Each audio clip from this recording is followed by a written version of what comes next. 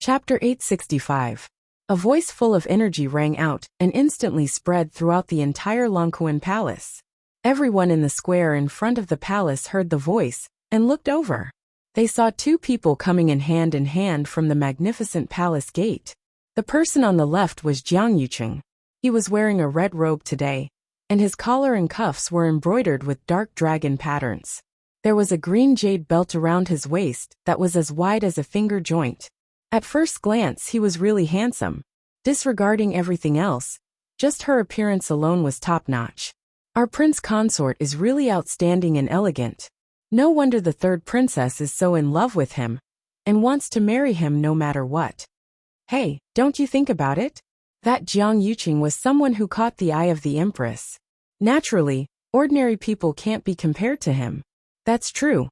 Even if you look at the whole West Hill, among the younger generation, he can be considered the top in all aspects, right? Everyone was discussing animatedly. However, at this moment, a somewhat abrupt voice suddenly came from the crowd. He's just a vile person who's trying to make his own camp. No matter how good his skin is, it's still unbearably ugly. The person who spoke didn't deliberately lower his voice, and the strength of the people present wasn't weak, so almost everyone heard it clearly. The originally noisy crowd suddenly quieted down, and everyone looked in the direction of the voice. They wanted to see who was so bold to dare to say such words at this time and place. Chu Luiyue heard this and slightly raised his eyes, then was slightly startled. The person who spoke was a middle-aged man. He was tall and very burly, and his skin was dark. He stood there like a small mountain that could move. However, what attracted attention wasn't his appearance, but the black armor he was wearing.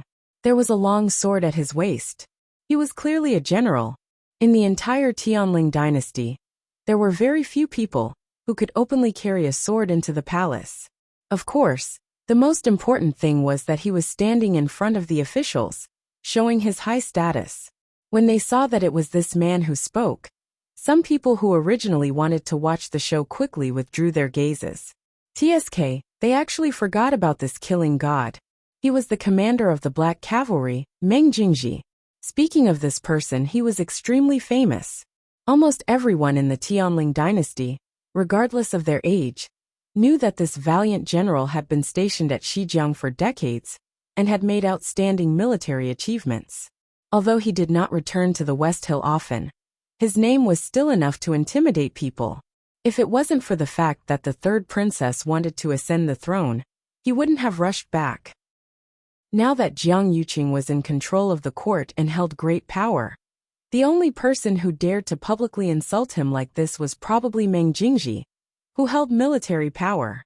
General Meng, what do you mean? Jiang Lizhua was the Grand Tutor, one of the three dukes. He also stood in front of the officials, only a few steps away from Meng Jingji. When he heard this, his expression immediately turned ugly. Meng Jingji sneered. Not only did he not back down in the slightest, he continued to speak. What? Did I say something wrong? If he still had any feelings for the Empress concubine, why would he do such a thing? Why did he have to be with the third princess of all people? Thinking of how the Empress concubine had treated him and the third princess, it had not even been 3 years since she passed away, and the two of them were so impatient to get married. How ridiculous! If it was in Shijiang, anyone who dared to do such a thing would definitely have their head chopped off by Man Huangzi. He was originally a military general who had been on the battlefield all year round. His whole body carried a strong murderous aura, which was extremely cold. In addition, he really couldn't stand this matter, so his tone was even more fierce and imposing. Even the few officials standing behind him unconsciously took 2 steps back, afraid that they would be implicated. Jiang Lizhua didn't expect him to speak so bluntly and harshly. For a moment, his face turned pale with anger.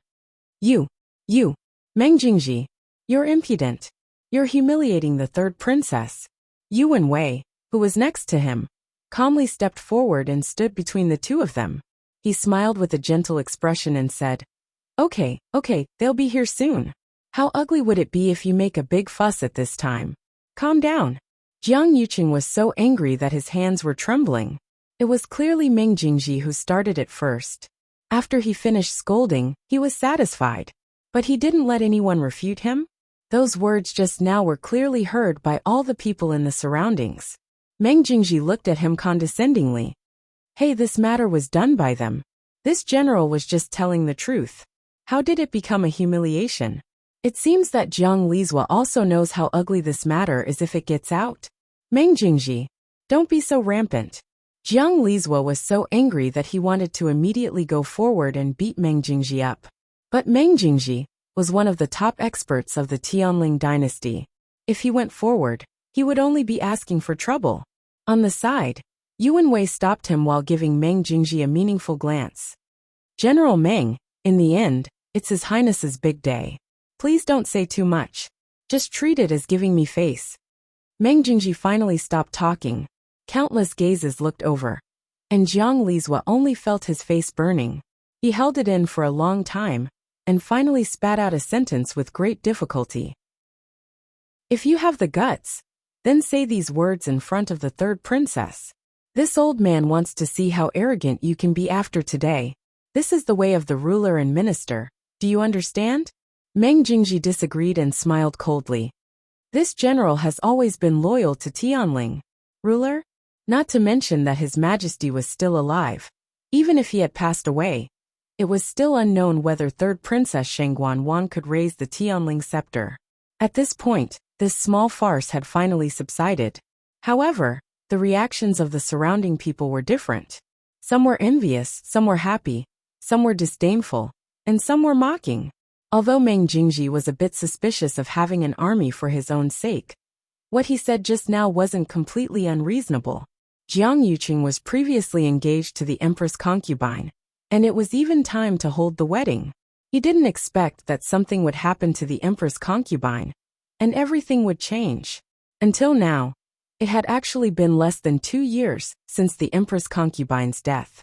Jiang Yuqing and Shengguan Wan's wedding really made people feel that it was inappropriate.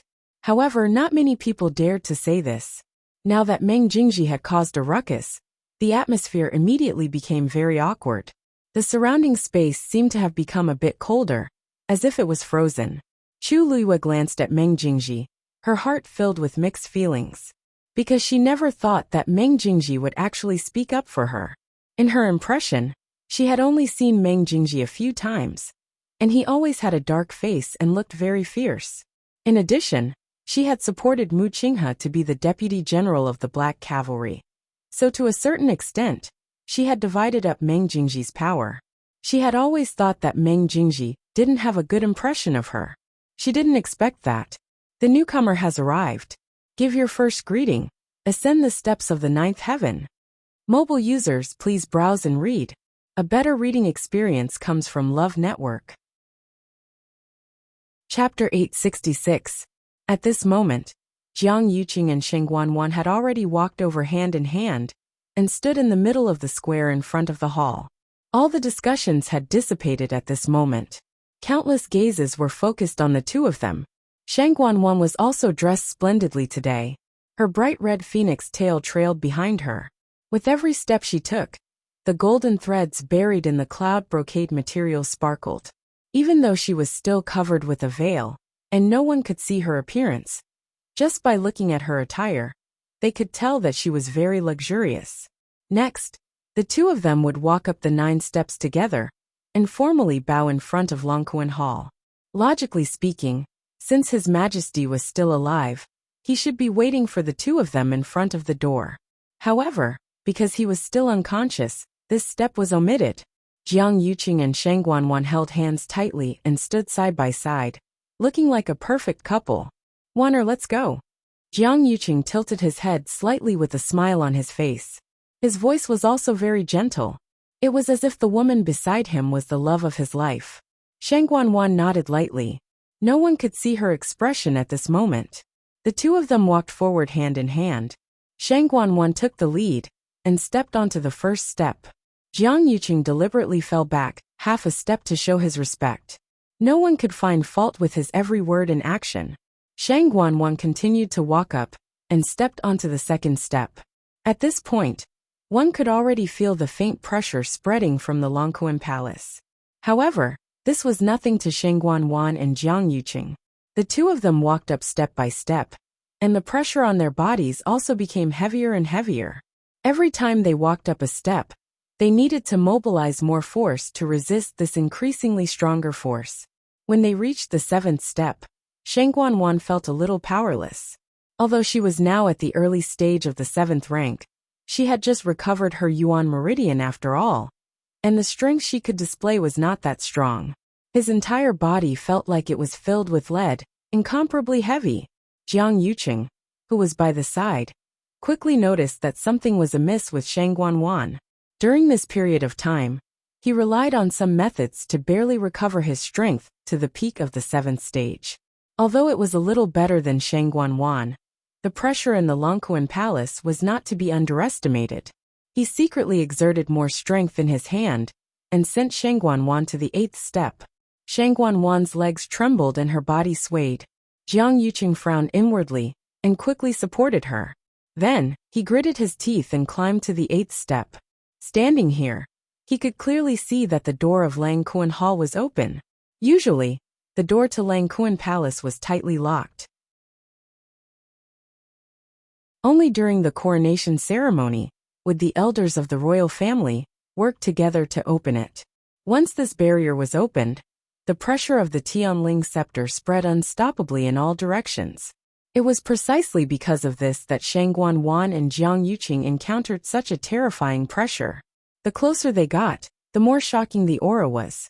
The people standing in the square below were also staring intently. When they saw that Shang Guanwan's footsteps seemed to be a little shaky, some people's expressions changed slightly. Did the third princess lose her footing just now? An extremely low voice came from the crowd. She was wearing a phoenix coronet and a robe with a wide skirt behind her. However, many people still saw her swaying just now. It shouldn't be, right? If she can't go up now, how can she raise the Tianling scepter? Someone retorted, but his tone was very uncertain.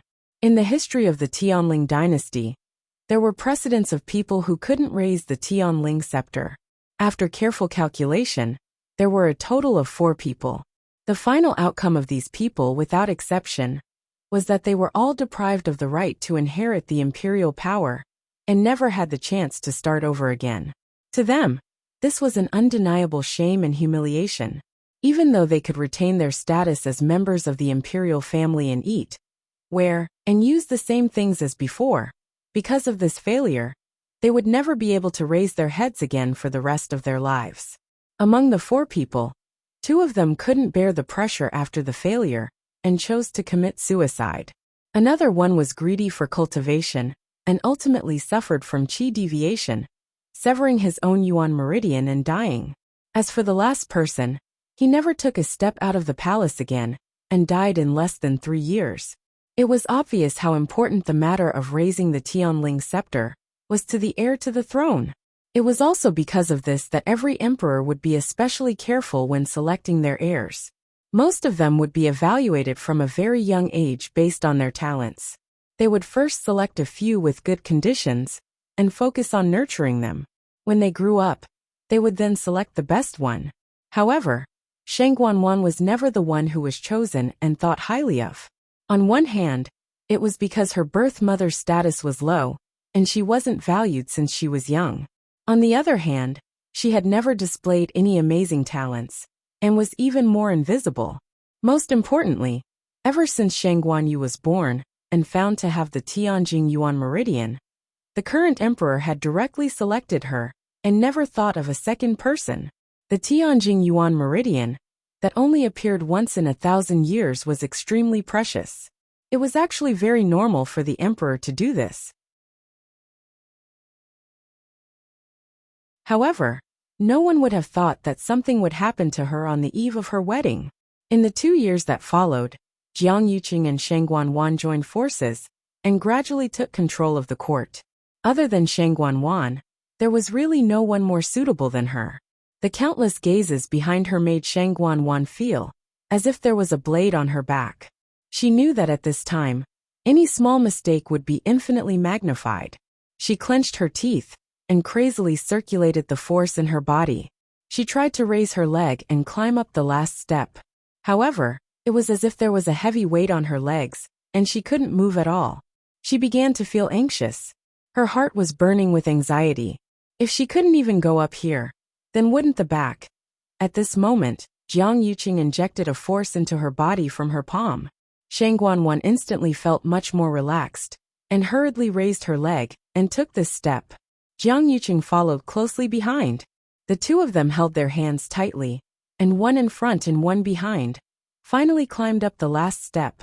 Stepping on the ground, Shang Guanwan finally heaved a sigh of relief in her heart. In front of the Longquan Hall, 6 royal elders lined up in a row, and respectfully waited for the two of them to arrive. Actually, there should have been 8 of them. Unfortunately, Elder Qiushi and Elder Duanmu Chun had both died in Dahuang Swamp previously, so there were only 6 people left now. The elder standing at the side took a step forward and concentrated his qi in his dantian. His voice was like a large bell that spread far and wide. First bow to the heavenly Tao. Shang Guanwan and Jiang Yuqing turned around and bowed to heaven and earth. Second bow to the heavenly order. The two of them turned around again and bowed to the Longquan Hall. The celestial emperors bowed to each other. The two of them stood facing each other. In an instant, Shang Guanwan's mind went blank. Mobile users, please browse and read. A better reading experience comes from the Love Network.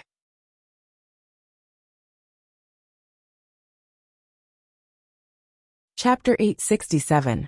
She had been waiting for this day for far too long. She had thought that they would finally get married. But in reality, the man in front of her had never liked her in the slightest. The music of the ceremony drifted over. At this moment, she was the center of attention, high and mighty. She had thought that she would be elated on this day. But when it really came to this moment, she suddenly felt empty. Thinking of that painting, her hands couldn't help but tremble. An endless hatred surged in her heart. Jiang Yuqing was about to bend down, but he saw that Shang Guanwan didn't seem to have any intention of moving. A trace of coldness flashed across his eyes, but it disappeared in an instant. Then, he gently and softly called out to her. "Wanner." There was a smile on his face, and his voice was very gentle, as if he was afraid of disturbing something. But the look in his eyes was so cold. At this moment, Shang Guanwan couldn't see his face clearly, and could only see a faint outline. But when she heard his voice, Shang Guanwan's heart trembled unconsciously, and she felt a little scared. The fierce and cold way he treated her yesterday was still clearly engraved in her mind. She suppressed the emotions in her heart, closed her eyes, and finally bowed down for the last time. Seeing that she was obedient, Jiang Yuqing felt a lot more at ease, and almost bowed to her at the same time. The old man cheered. "The ceremony is over." The crowd immediately cheered and celebrated. Firecrackers and fireworks were set off.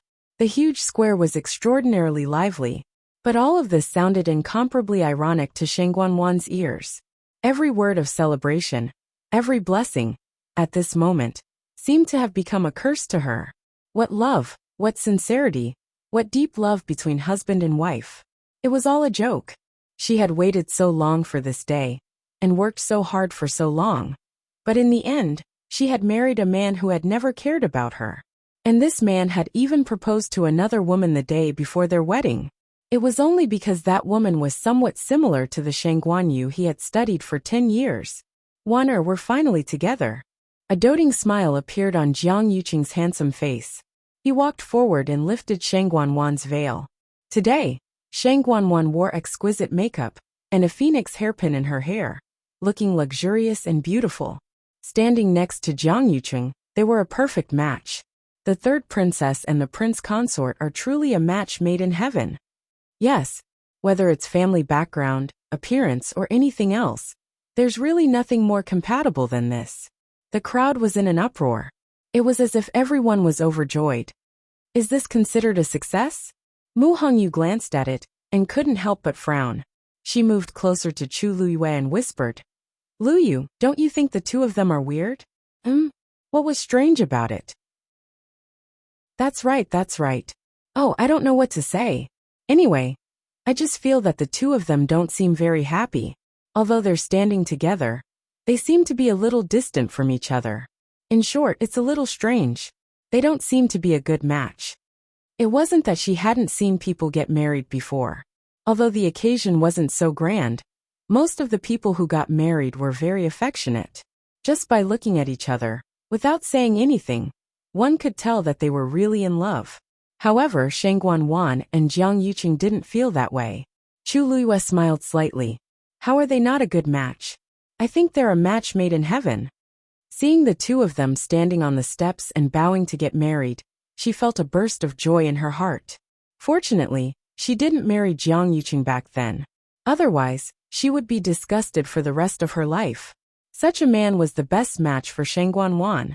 On the stage, Shang Guanwan was also smiling. The two of them seemed to be very happy, but only they knew what they were thinking at the moment. Jiang Yuqing reached out and held Shang Guanwan's hand. Shang Guanwan felt cold all over, and only felt disgusted in her heart.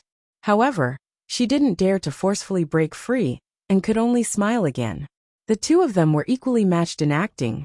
For a moment, they confused many people who didn't know the inside story. In the eyes of most people, everything was going smoothly. The two of them standing on the steps were also harmonious and beautiful. At this moment, the old man who was singing the ceremony opened his mouth again. Please, Tianling Scepter. This voice was full of energy and echoed in the sky above Lang Kuan Palace for a long time.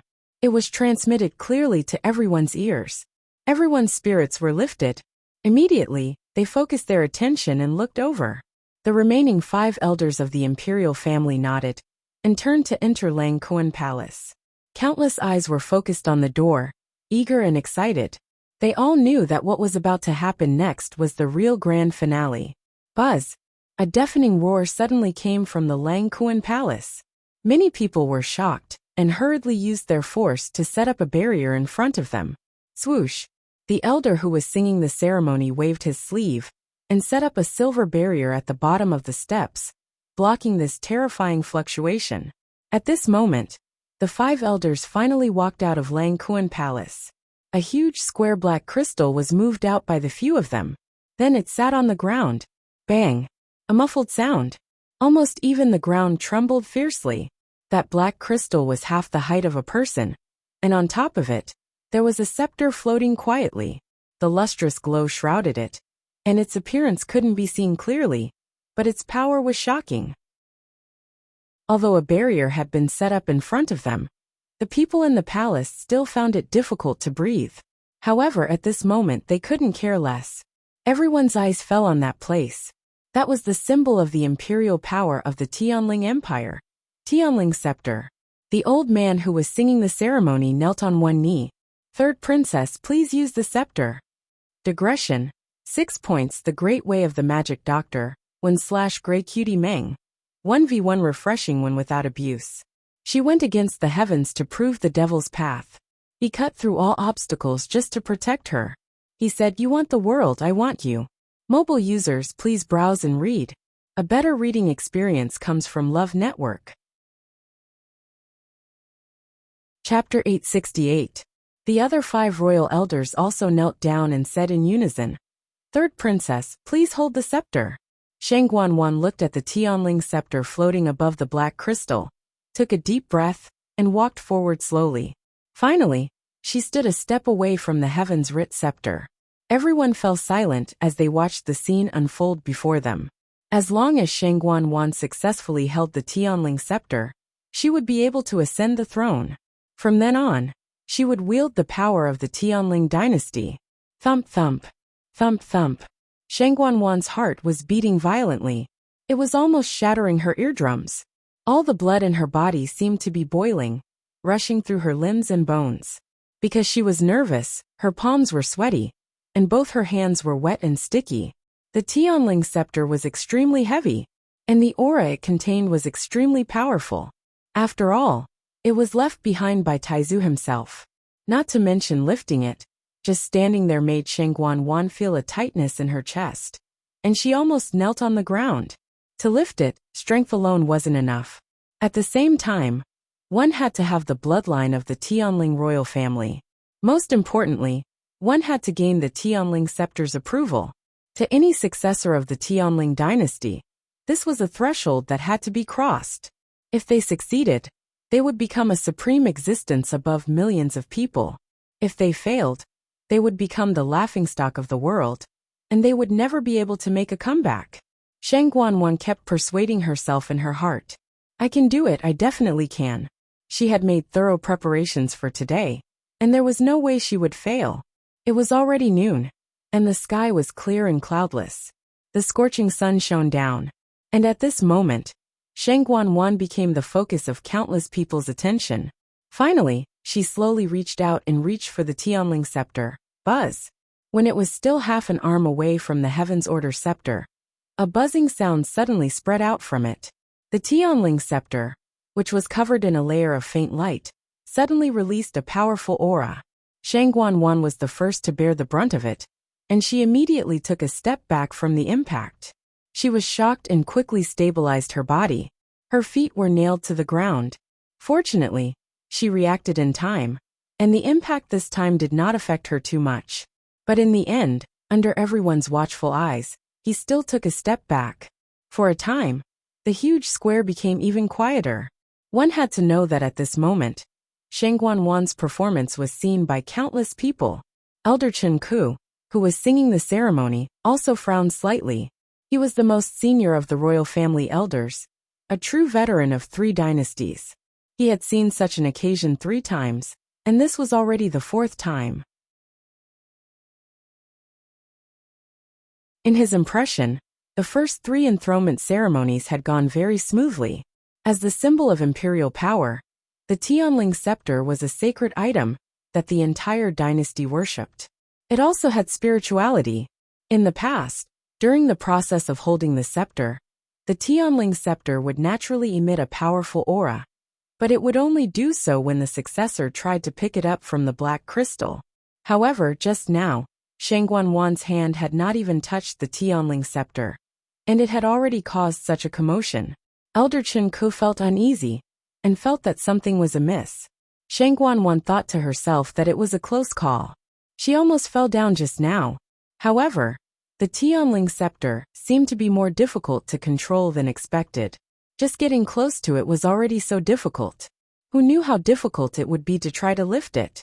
She pursed her lips and channeled the force in her body to her right hand.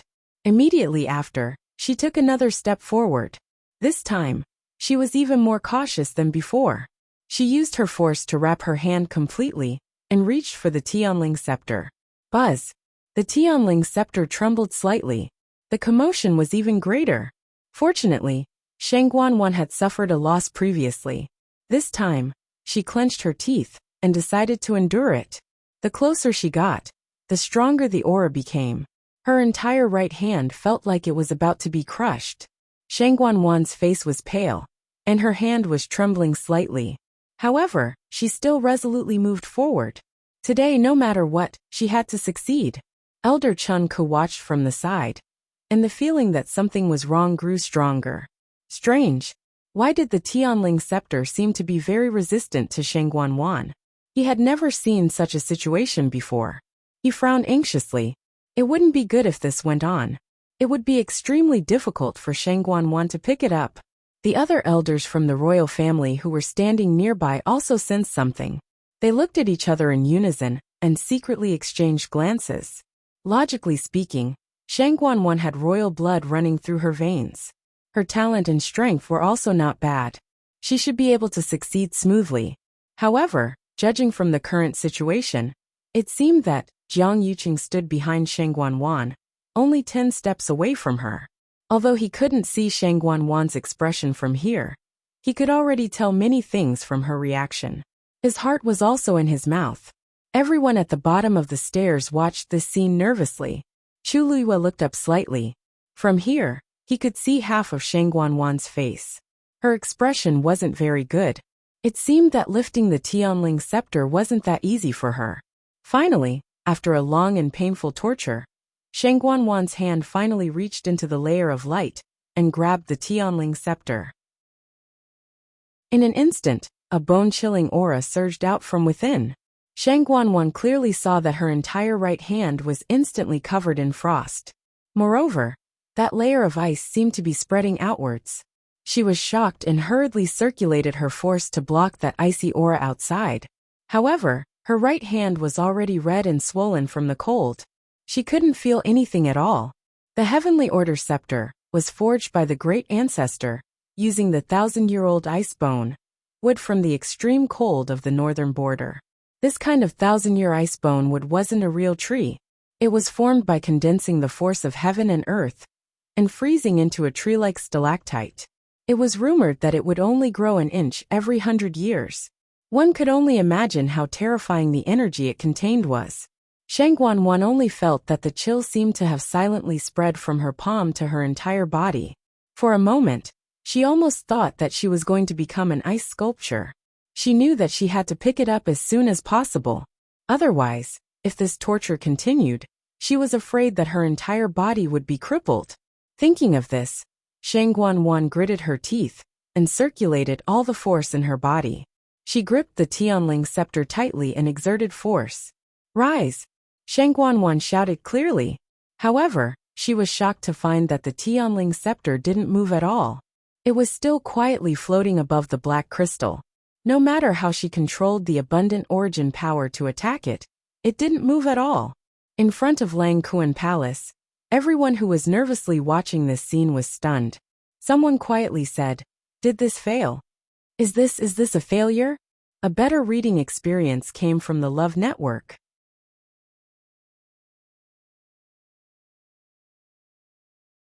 Chapter 869. It was so quiet that even the sound of a pin dropping could be heard. This whisper was especially clear.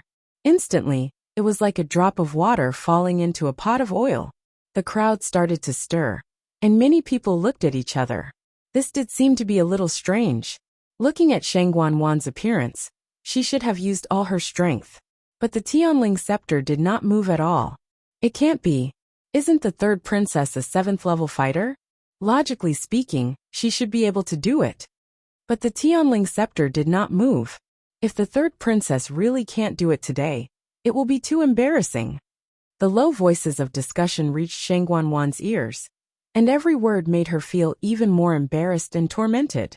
She clenched her teeth and tried again, but the Tianling scepter still showed no signs of moving. The noise below gradually grew louder. The few elders of the imperial family beside him also gradually had a trace of suspicion on their faces. Shangguan's heart beat violently, as if it was going to jump out of her chest. In a short time, her forehead was covered with fine beads of sweat. The Tianling scepter in her hand was bone-chillingly cold, but it was not as cold as her heart now. It was as if a basin of ice water was poured over her head. She couldn't help but shudder. She started to tremble. Why was the Tianling scepter not moving? She had risked her life to restore her Yuan meridian. Although it was not the best, it was still at the level of the earth scripture. In addition, she had painstakingly accumulated the strength. How could she not be able to lift the Tianling scepter? Shangguan became more and more anxious. But the more anxious she was, the more flustered she became. She wanted to gather all the strength in her body and try again. But for some reason, her limbs went soft, and she could not exert any strength. But she did not dare to let go. That would be admitting that she could not do it. So Shangguan held the Tianling scepter and did not move. Actually, she had been trying to move, but to no avail. So in the eyes of the surrounding people, it looked like she was standing there stiffly. Time seemed to pass very slowly at this moment. The few elders from the imperial family looked at each other and saw the worry in each other's eyes. The gentle smile on Jiang Yuqing's face could no longer be maintained. If Shangguan was unable to pick up the scepter today, she would not be able to ascend the throne. More importantly, she would never have the chance to try a second time. In that case, he would also be greatly implicated. At that time, all the previous efforts would be in vain. He no longer had the chance to find a third royal princess to marry. Don't be nervous. Take it slow. Jiang Yuqing finally couldn't help but open his mouth. At first glance, his expression seemed quite calm, but if one looked closely, they would see the anxiety and worry in his eyes. Shangguan looked back at him. She knew very well that Jiang Yuqing wasn't encouraging her, but warning her. If she fails, at the thought of the terrifying consequences, Shangguan pursed her lips and looked at the Tianling scepter in front of her again. With his current strength, he was afraid that it would be impossible. Then, Senior, could you please help me? Shang Guanwan asked in her heart. After a moment, that cold and indifferent voice sounded. Just as I thought. Although your Yuan meridian has recovered, it's still lacking something. After all, your Yuan meridian's grade was not very good to begin with. And after it was destroyed by the flames of the Tianjing Yuan meridian, it was even worse. It was already very difficult for you to recover to your current state. The voice was very calm when he said these words, as if he was narrating a very ordinary matter. But in Shang Guanwan's ears, it didn't sound like that at all. She felt that he was mocking her. A deep resentment grew in her heart. If not for Shang Guanyu, she wouldn't be in such a difficult position now. Your Highness, do you still want to continue? Seeing that Shang Guanwan didn't move, Elder Chen finally couldn't help but ask carefully. The moment he said that, everyone quieted down again and looked at Shang Guanwan with different expressions. If she continued, she might not succeed, and she might even be mocked for being incompetent. But if she gave up just like that, it would mean that Shang Guanwan had completely failed. Not to mention ascending the throne, even if she lived as the third princess, her life might not be any better. Those who had failed before didn't have good endings. Shang Guanwan immediately said, "Of course." Seeing how resolute she was, Elder Chen wanted to say something but stopped. Actually, according to his past experience, Shang Guanwan was destined to fail. But since she wanted to continue, he couldn't say anything. "Third princess, please." Elder Chen's expression became much more serious. If Shang Guanwan still couldn't do it this time, then they really had to consider many things in the future. Shang Guanwan nodded slightly and frowned slightly. "Senior." Suddenly, a chuckle sounded beside her ear. Then, Shang Guanwan felt a flash in front of her eyes. A vigorous aura suddenly erupted from her body. In an instant, like a river bursting its banks, an endless amount of force surged. A black rune appeared between Shang Guanwan's eyebrows and disappeared in an instant. Due to the special position she was standing in, and the fact that the rune flashed too quickly, no one noticed it. Then, a storm seemed to be brewing in the depths of her eyes. Cold, sinister. It was as if she had become a completely different person.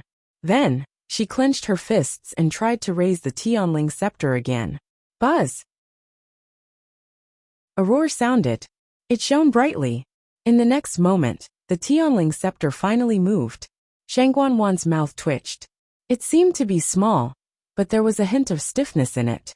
The black crystal was instantly filled with colorful lights. And the Tianling scepter started to move slowly along with Shang Guanwan's movements. It moved, it moved. The Tianling scepter moved. Someone exclaimed in surprise. The crowd became noisy again. Almost everyone rushed to look, afraid that they would miss something. Seeing Shang Guanwan slowly pick up the Tianling scepter, the stone in Elder Chen's heart was finally put down. The other elders also nodded and secretly heaved a sigh of relief. Jiang Yuqing's tightly clenched fists in his sleeves relaxed a little. It's good that she succeeded. It's good that she succeeded. Many people's faces were filled with amazement. The Tianling scepter is really not easy to deal with. The third princess only succeeded after trying so many times. So it's considered a success, right? From now on, she will officially ascend to the throne. Boom! At this moment, a huge explosion suddenly sounded from the Tianling scepter. A terrifying wave spread in all directions. Shang Guanwan's eyes flashed with shock. Before she could react, an unparalleled aura came toward her. Shang Guanwan's body instantly flew backward. Bang! She fell heavily and rolled down the 9 flights of stairs. The crowd was in an uproar. However, at this moment, the Tianling scepter suddenly flew in a certain direction. Chu Luiyue seemed to have sensed something. She looked up and saw the Tianling scepter flying toward her. Mobile users, please browse for a better reading experience from Love Network. Chapter 870. Chu Luiyue's heart skipped a beat. The Tianling scepter was extremely fast, leaving a straight silver trail in the air. In an instant, it had already flown out of Langkuan Palace. It tore through the air and let out a sharp whistle. Chi! The sound of something breaking could be heard. Everyone looked over and was shocked to find that the barrier that Elder Chen Ku had set up had been easily pierced. One must know that Elder Chen Ku was an 8th-level pinnacle fighter. One could only imagine how strong the barrier's defensive power was. But in front of the Tianling scepter, it was like a thin piece of paper that was instantly pierced. Countless people looked up anxiously, their eyes following the Tianling scepter. It flew across the sky and headed straight for the crowd. An astonishing pressure spread out, and many people subconsciously retreated backward. Quick! Retreat! The power of the Tianling scepter was not something that they could easily withstand. Everyone was shocked and panicked. The few elders of the imperial family, who were standing on the steps, were also panicking when they saw this scene. Elder Chen Ku, what should we do? Should we think of a way to stop the Tianling scepter? Elder Chen Ku clenched his fists tightly, and the wrinkles on his face seemed to have increased. Stop it. Easy for you to say. Even if the few of them joined forces, they might not be able to completely control the Tianling scepter. Furthermore, this thing seemed to have gone crazy for it to suddenly cause such a ruckus. He had witnessed 3 enthronement ceremonies, but had never seen such a scene. But these were only thoughts in his heart. The situation was chaotic now. If they could not control it in time, the consequences would be unimaginable. Elder Chen Ku pondered for a moment and made a prompt decision. Quick! Activate the black magnetite. The black magnetite was the black crystal that held the Tianling scepter. There was a top-grade Xian formation carved on it, and it was specially used to suppress the Tianling scepter. Usually, the Xian formation on the black magnetite was activated, and the Tianling scepter was in a state of deep sleep. Only during special times like this would they deactivate the Xian formation on the black magnetite. Once the heir to the imperial family successfully picked up the Tianling scepter and received its approval, the Xian formation on the black magnetite would be activated when it was placed back. But they did not expect that this time they would have to do it. The elders hesitated for a moment. Once it was activated again, the black profound stone and the heaven-writ scepter would not be able to touch each other for a short period of time. At that time, the selection of a new emperor would have to be delayed. However, the heaven-writ scepter seemed to have slipped out of his control. Perhaps this was the only way. The few of them looked at each other and nodded resolutely. With a move of their bodies, they stood around the black mysterious stone and surrounded it. One of them stretched out his hand, and several rays of silver origin power flew out. Open! Wait! Elder Chen Ku suddenly cried out in alarm. The few elders quickly stopped, and saw that Elder Chen Ku was looking in a certain direction, with a shocked expression. They subconsciously looked over, and couldn't help but suck in a breath of cold air. The originally orderly and lively crowd seemed to have been split from the middle by an invisible sharp sword. At the end of the crowd stood a woman in red. It was Chu Luiyue. However, the heavenly command scepter actually stopped a foot away from her. For a moment, time seemed to stop flowing, and the surrounding space froze inch by inch. Between heaven and earth, there was complete silence. Everyone stared at this scene with their mouths agape. Their hearts were filled with shock, and they were speechless. The heaven-writ scepter was extremely resistant to Shangguan Wan, and had mercilessly sent her flying. In the blink of an eye, it had arrived in front of Chu Luiyue. What was the meaning of this? After a short moment of shock, someone finally remembered Shangguan Wan, and stiffly turned around to look. At this moment, Shangguan Wan had already rolled down the 9 steps. Perhaps because the energy fluctuation she had encountered earlier was too strong, she had struggled for a long time before she could stand up. However, at this moment, she was really in a sorry state. There were several cuts on her face and hands, and she was bleeding profusely. Her originally exquisite and beautiful makeup was now completely ruined. Her veil had long been pulled down, and her cloud-like hair was messy. A luxurious phoenix hairpin hung crookedly in a lock of hair. It was unknown whether it was because she had suffered internal injuries, but her face looked incomparably pale. There were some black marks between her brows and the corners of her lips, making her look extremely strange. No one could have imagined that the third princess Shangguan Wan, who was still glamorous and lofty just a moment ago, would end up in such a state. Some people gradually regained their senses, and their expressions became very complicated. If they remembered correctly, Shangguanwan seemed to have been sent flying by the Heaven-Writ Scepter's power just now, right? This was no longer a matter of whether she could pick up the Heaven-Writ Scepter or not. This was a matter of enmity with the Heaven-Writ Scepter. Although there had been chances of failure in the past, something like this had never happened before. As the third princess, Shangguanwan was a true Tianling royal bloodline. Such an action was no different from giving her a ruthless slap in front of so many people. Shangguanwan also felt extremely embarrassed. Her limbs were cold, and the blood in her body seemed to have frozen. Only her face was burning with pain. At this moment, everyone's gazes seemed to be filled with mockery and ridicule. Her mind kept replaying the scene just now, and she couldn't help but want to find a hole to hide in. Completely disappear. Wan'er, how are you? Jiang Yuqing reacted quickly, and immediately walked over to Shangguanwan's side, as he asked with furrowed brows. Shangguanwan was just about to speak when the blood in her chest surged, and she actually spat out a mouthful of blood. Jiang Yuqing was standing right beside her, and a lot of the blood splattered on him. His brows furrowed, but he still reached out to support Shangguanwan. Shangguanwan couldn't be bothered with him at this moment. After spitting out the blood, she still stubbornly and quickly raised her head to look at Chu Luiyue in the crowd. Why is the Heaven-Writ Scepter? She spat out a few words with difficulty, her eyes staring straight ahead. The hatred in her eyes was like a knife, as if she wanted to cut Chu Luiyue into pieces. Jiang Yuqing also looked over with furrowed brows. How could he not be curious? In fact, at this very moment, everyone who saw this scene, both inside and outside of the huge Langquan Hall, was similarly puzzled. When did Chu Luiyue have anything to do with the Tianling scepter? Why did it fly towards her out of nowhere? Especially when compared to Shangguanwan, this scene looked even more strange. Jiang Yuqing's expression was grave. This Tianling scepter is extremely dangerous. Be careful. Before he finished speaking, the Tianling scepter seemed to have understood. It suddenly retracted the murderous aura around it and moved forward. It seemed to be trying to curry favor and act coquettishly. It gently poked Chu Luiyue's face. Mobile users, please browse and read. A better reading experience comes from Love Network.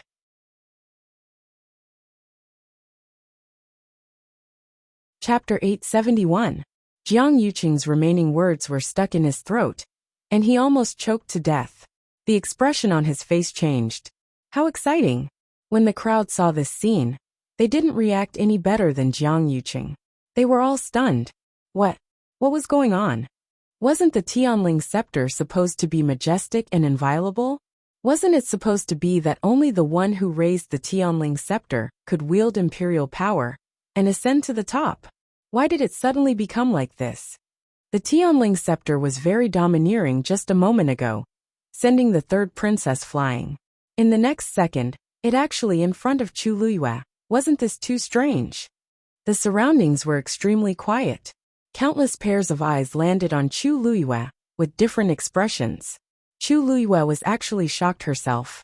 When she saw the Tianling scepter flying towards her, she had already guessed something in her heart. She just didn't expect it to treat her even more intimately than expected. Yes, intimately. When it flew in front of her and poked her face, the first thought that came to Chu Luiyue's mind was, the Tianling scepter seems to like her very much. This feeling came out of nowhere, but it was very real. Chu Luiyue blinked and looked at the Tianling scepter in front of her. At this moment, it was still enveloped in a layer of faint light. However, because it was very close to her, she could roughly see what it looked like. It was a cylindrical scepter that was completely black. It was wide at the top and narrow at the bottom, and it was about 3 feet long.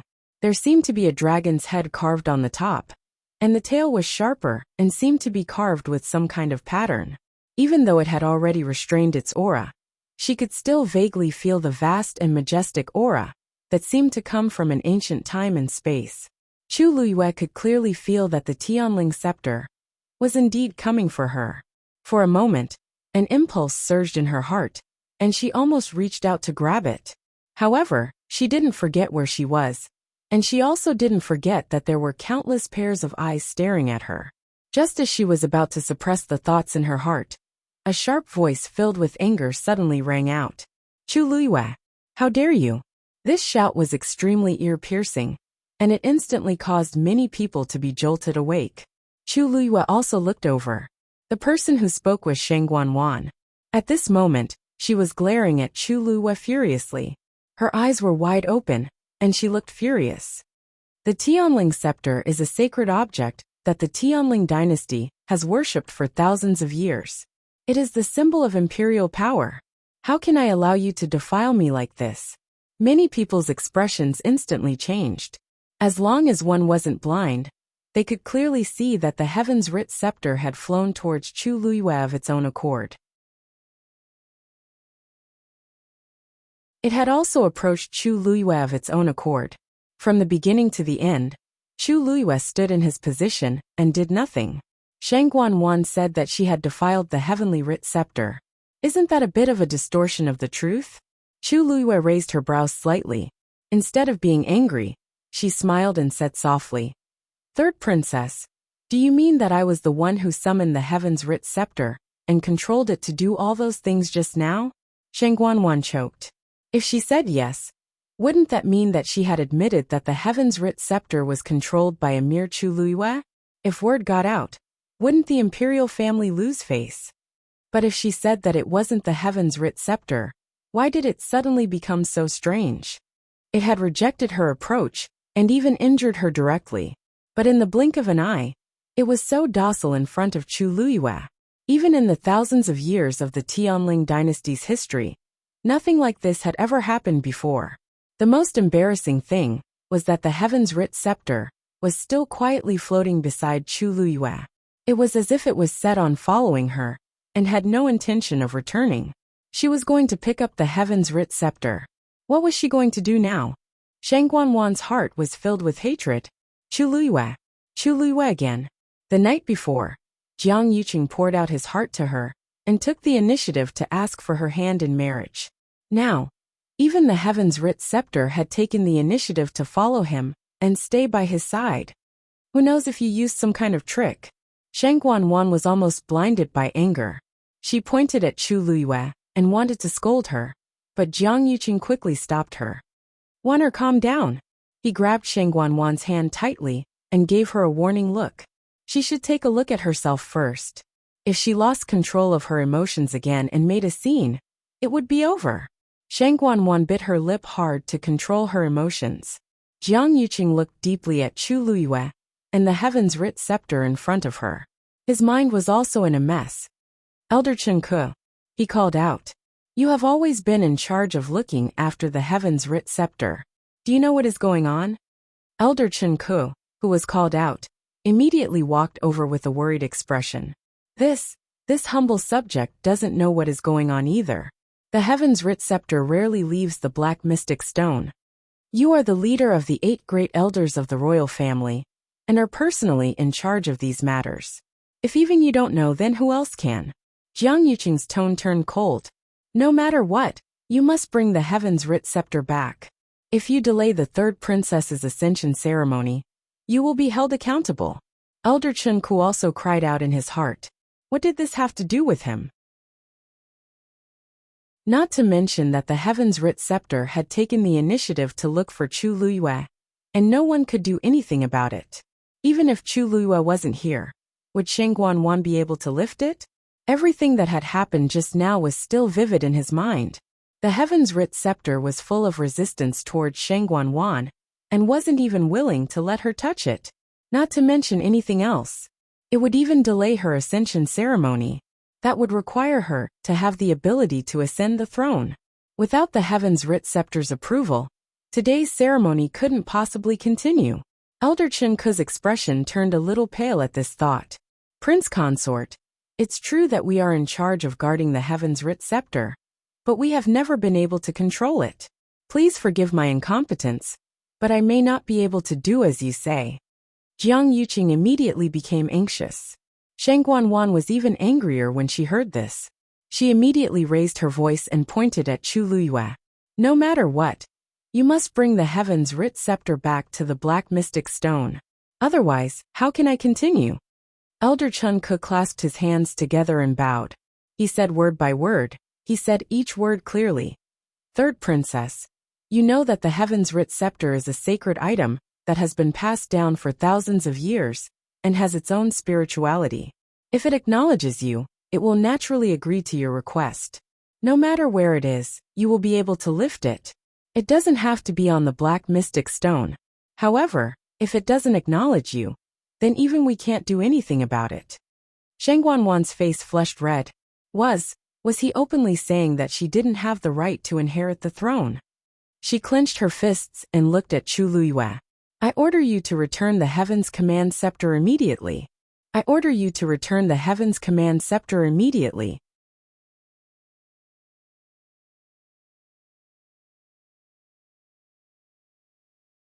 Chapter 872.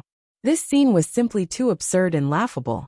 Shang Guanwan was clearly the one with the royal bloodline and the heir to the throne, but now she was coldly reprimanding Chu Luiyue, who had nothing to do with her, and demanding that she return the Tianling scepter. If word got out, who knew how many people would laugh their heads off? Chu Luiyue was calm and composed as she lifted her chin. Third princess, I did not take the Tianling scepter for myself, so how can I return it? If you want it back, why don't you come and get it yourself?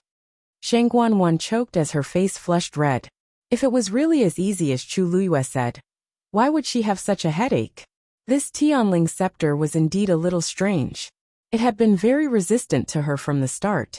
Just now, when she asked the senior for help, she was directly blasted out and rolled down the 9 steps in front of everyone. Now she did not dare to try again. She did not dare to imagine what would happen if the same thing happened a second time. But if she did not do anything, what would she do if the Tianling scepter really did not return? At this moment, it was still quietly floating in front of Chu Luiyue, as if it had become an item that she carried around with her. Jiang Yuqing gently pushed her. You are of royal bloodline after all. No matter what, the Tianling scepter should not do anything to you. You can go and ask for it yourself. Shang Guanwan suddenly turned around and glared at him. Will not do anything to me? Did he not see the situation just now? She had already embarrassed herself once. If she failed again, she would lose all her face. But Jiang Yuqing's attitude was very firm. Aside from Shang Guanwan, who else could take the initiative to help? Elder Chun Ke and the others were in charge of guarding the entire Longquan Palace and controlling the Xian array on the black magnetite. But they had clearly said that the Tianling scepter could not be controlled. Could it be that they were just going to watch? Shang Guanwan gritted her teeth. Unable to persuade Jiang Yuqing, she could only take a step forward. She took a deep breath, looked at the oracle scepter, and tried to make her tone sound sincere. Junior Shang Guanwan respectfully requests the return of the Heaven's Writ Scepter. As he spoke, the Tianling scepter remained motionless, as if it had no reaction at all.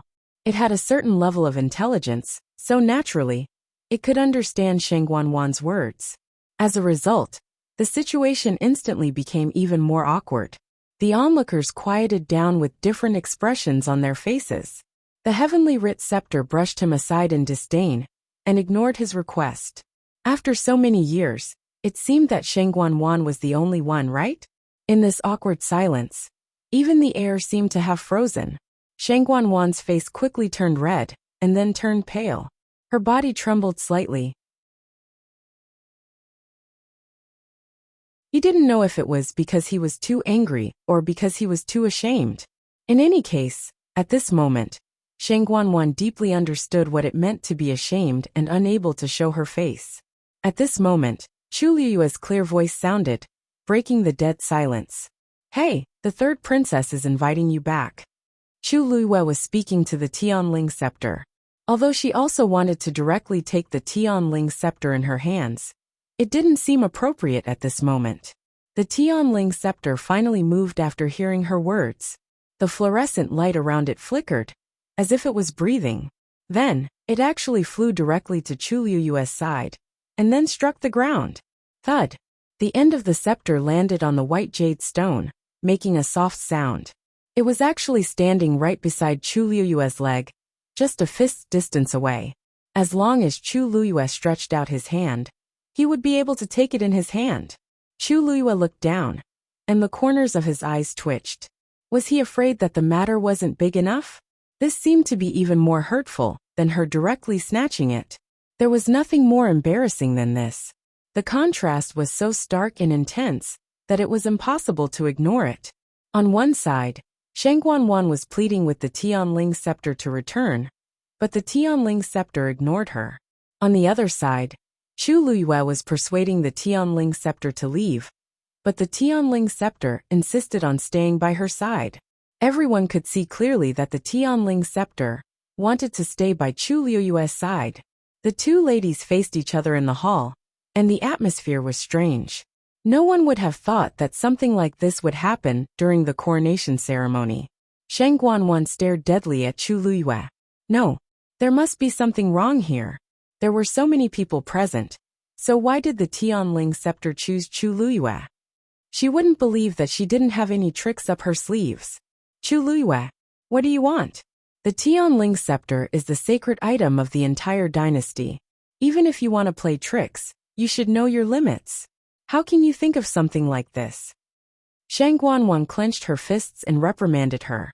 It's fine that you snatched the divine beast back then, but now, you won't even let go of the Tianling scepter left behind by the Taizu of the Shangguan family. You're too much. As soon as he said this, everyone was stunned. What did Shang Guanwan say? Snatch the divine beast? What was going on? Could it be that Chu Luiyue snatched the divine beast that originally belonged to her? Chu Luiyue's expression also calmed down. She looked at Shang Guanwan with a faint smile, and there seemed to be a cold glint in her eyes. What do you mean by that, third princess? Why don't I understand? Shang Guanwan sneered. Back then, I went to the Dahuang swamp for imperial father. In the mystic forest, I happened to meet a demonic beast that was about to break through to the divine beast level. Unfortunately, there was a barrier outside and guards, so I couldn't get close. When I was fighting with that person, you took the opportunity to enter and contract with the demonic beast while it was going through the Tianlei tribulation. Many people have seen this. Do you still want to deny it? You snatched the divine beast, but I didn't pursue the matter because you were willing to use the divine beast's blood to treat imperial father. Being able to contract with that divine beast is also your ability, but this time, you still want to use tricks to snatch the Tianling scepter. I won't allow it. Everyone was in an uproar. They had long heard that Chu Luiyue had returned after contracting with the divine beast, but they didn't know that there were so many twists and turns in this matter. If what Shang Guanwan said was true, then Chu Luiyue's actions were indeed not honorable.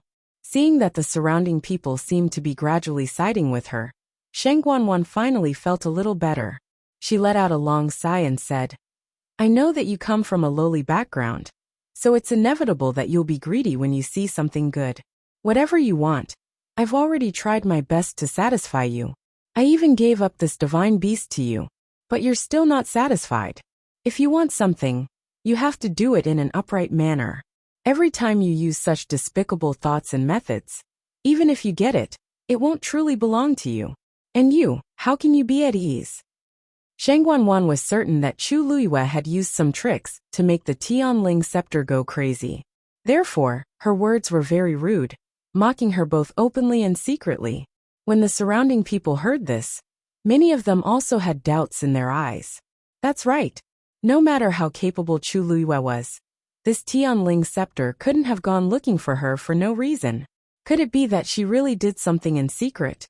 Mobile users, please browse for a better reading experience from Love Network.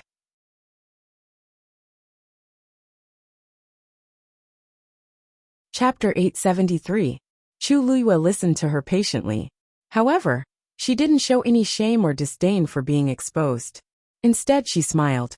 She hadn't even told Shang Guanwan these words, but the other party had already made the accusation. Her ability to distort the truth was not lost at all. It seems that in the third princess's eyes, I'm really someone who knows everything. Not only can I contract divine beasts as I wish, but I can also use the Tianling scepter as I wish. She spoke coldly, and a smile suddenly appeared on her lips. Since the third princess thinks so highly of me, wouldn't I be letting down the third princess's good intentions if I don't do anything? Shang Guanwan was originally quite pleased with herself. She thought that she had the upper hand and would force Chu Luiyue to back down. However, she felt uneasy after hearing what Lin Mingya said. Wasn't Chu Luiyue saying that she was belittling the Tianling scepter? I didn't mean it that way. Elder Chen Ke, there's something I'd like to ask. Chu Luiyue ignored Shang Guanwan and turned to look at Elder Chen Ke. What? Elder Chen Ke didn't expect Chu Luiyue to suddenly speak to him and was stunned. Chu Luiyue glanced at the Tianling scepter beside her, and her red lips curved up into a deep smile. Just as the third princess said, the Tianling scepter is a sacred item of the Tianling dynasty. It's extremely honorable. It's rumored that whoever can pick up the Tianling scepter will successfully inherit the throne. What if I can do it? Elder Chen Ke's eyes widened in shock. Was Chu Luiyue crazy? Did she know what she was saying? Picking up the Tianling scepter, was she planning to openly usurp the throne? Impossible. Before Elder Chen Ke could react, Shang Guanwan was the first to deny it. Even if you use some method to make the Tianling scepter lose control, you can't pick it up, much less gain its approval. Shang Guanwan said this with great confidence. This was because the Tianling scepter had been left behind by Taizu. Since ancient times, only those with the Tianling royal bloodline could approach and obtain the Tianling scepter's recognition. What kind of background did Chu Luiyue have to have such thoughts? What wishful thinking? Oh, why don't we make a bet? Chu Luiyue was not annoyed and shrugged. Shang Guanwan became vigilant. What bet? If I can pick up this scepter and obtain its approval, then...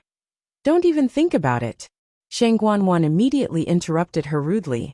Chu Luiyue, with your background, do you think you can be related to the Tianling royal family? Don't even think about it. If Chu Luiyue dared to say that she wanted to use this to fight for the throne, she would immediately send people to arrest Chu Luiyue and sentence her to death for the crime of rebellion. Chu Luiyue chuckled. Third princess, why are you in such a hurry? I haven't finished. What I want to bet is that if I can do this, then please reinvestigate the death of the crown princess. There was a loud bang. Chu Luiyue's words were like thunder, exploding in everyone's ears. Countless people widened their eyes in shock and looked at her in disbelief. What did Chu Luiyue just say? She wanted to reinvestigate the death of the crown princess? What did that mean? Didn't the crown princess die because she went crazy during her cultivation? Reinvestigate. Could it be that there was something fishy about the death of the crown princess? There were actually many people who had doubts about this matter. But in the past 2 years, they had all stopped investigating because of various reasons. Gradually, no one mentioned this matter anymore. There were even some people who didn't know why, but they kept everything about the crown princess a secret. The woman who was once as dazzling as the sun in the clouds finally fell like a meteor, completely disappearing and returning to silence. Very few people mentioned her again. When Chu Luiyue said that she wanted to bet, many people guessed that she would ask for something. But no matter how much they thought about it, they didn't expect that she was talking about this matter. Shang Guanwan was also stunned. For a moment, she almost thought that she had heard wrong. What did you say? Chu Luiyue slowly repeated what she had just said. What third princess is unwilling? Do you know what you are saying? Jiang Yuqing finally reacted at this time. His face was covered in frost, and his brows were tightly knitted as he asked coldly. Back then, the crown princess passed away, and everything was already concluded. Now you say that you want to reinvestigate. Could it be that you don't trust us? No matter how much he liked Chu Luiyue, he couldn't help it when he heard her say this. Small quarrels were harmless. Even if Chu Luiyue mocked and ridiculed Shang Guanwan, he wouldn't mind too much. However, when it involved the Empress concubine, he couldn't show any mercy. Chu Luiyue didn't seem to hear the threat in his words and nodded honestly. That's right, I just don't trust you. Jiang Yuqing suddenly choked. After a while he said, this matter is very important. How can we just let you say whatever you want? Isn't there the Tianling scepter? Chu Luiyue blinked and smiled. Could it be that the extremely noble Tianling scepter can't be exchanged for a chance to reinvestigate the crown princess's death? Chu Liyue's words were too tricky. No one dared to say no. The crown princess's status was indeed noble, and her reputation was extremely high. But compared to the Tianling scepter, she was still inferior. If she dared to say anything bad about the Tianling scepter, wouldn't she be slandering Taizu? Jiang Yuqing could only change his words. It's not that you can't, but if you insist, you have to at least produce evidence to prove that there was a mistake back then. There is indeed a problem with the crown princess's death. Otherwise, we definitely won't agree to this matter. Back then, they did it flawlessly and didn't leave behind any evidence. No matter why Chu Liyue was suddenly involved in this matter, it was impossible to find any clues, let alone the truth of that year. However, when Chu Liyue heard this, she nodded in an extremely relaxed manner. All right, as long as you agree to my conditions, I can produce evidence today. I hope that when the time comes, the third princess and prince consort won't go back on their words. Seeing Chu Liyue's confident appearance, Jiang Yuqing's heart suddenly thumped, and he felt a bit uneasy. Chu Liyue definitely didn't have nothing better to do to make such a fuss in front of so many people. She was so determined. Could it be that she really? This consort agrees to your conditions. Without waiting for him to refuse, Shang Guanwan had already agreed. If you can pick up the Tianling scepter and obtain its approval, this consort will agree to let you investigate again. However, if you can't do it, then take your own life to atone for your crimes. Respect the Tianling scepter. How about it? Everyone sucked in a breath of cold air. Chu Liyue only wanted to investigate the crown princess's death, but Shang Guanwan was planning to kill Chu Liyue. Chu Liyue lifted her chin slightly and smiled slowly. Her gaze was as sharp as a blade. All right, mobile users, please browse and read. A better reading experience comes from Love Network.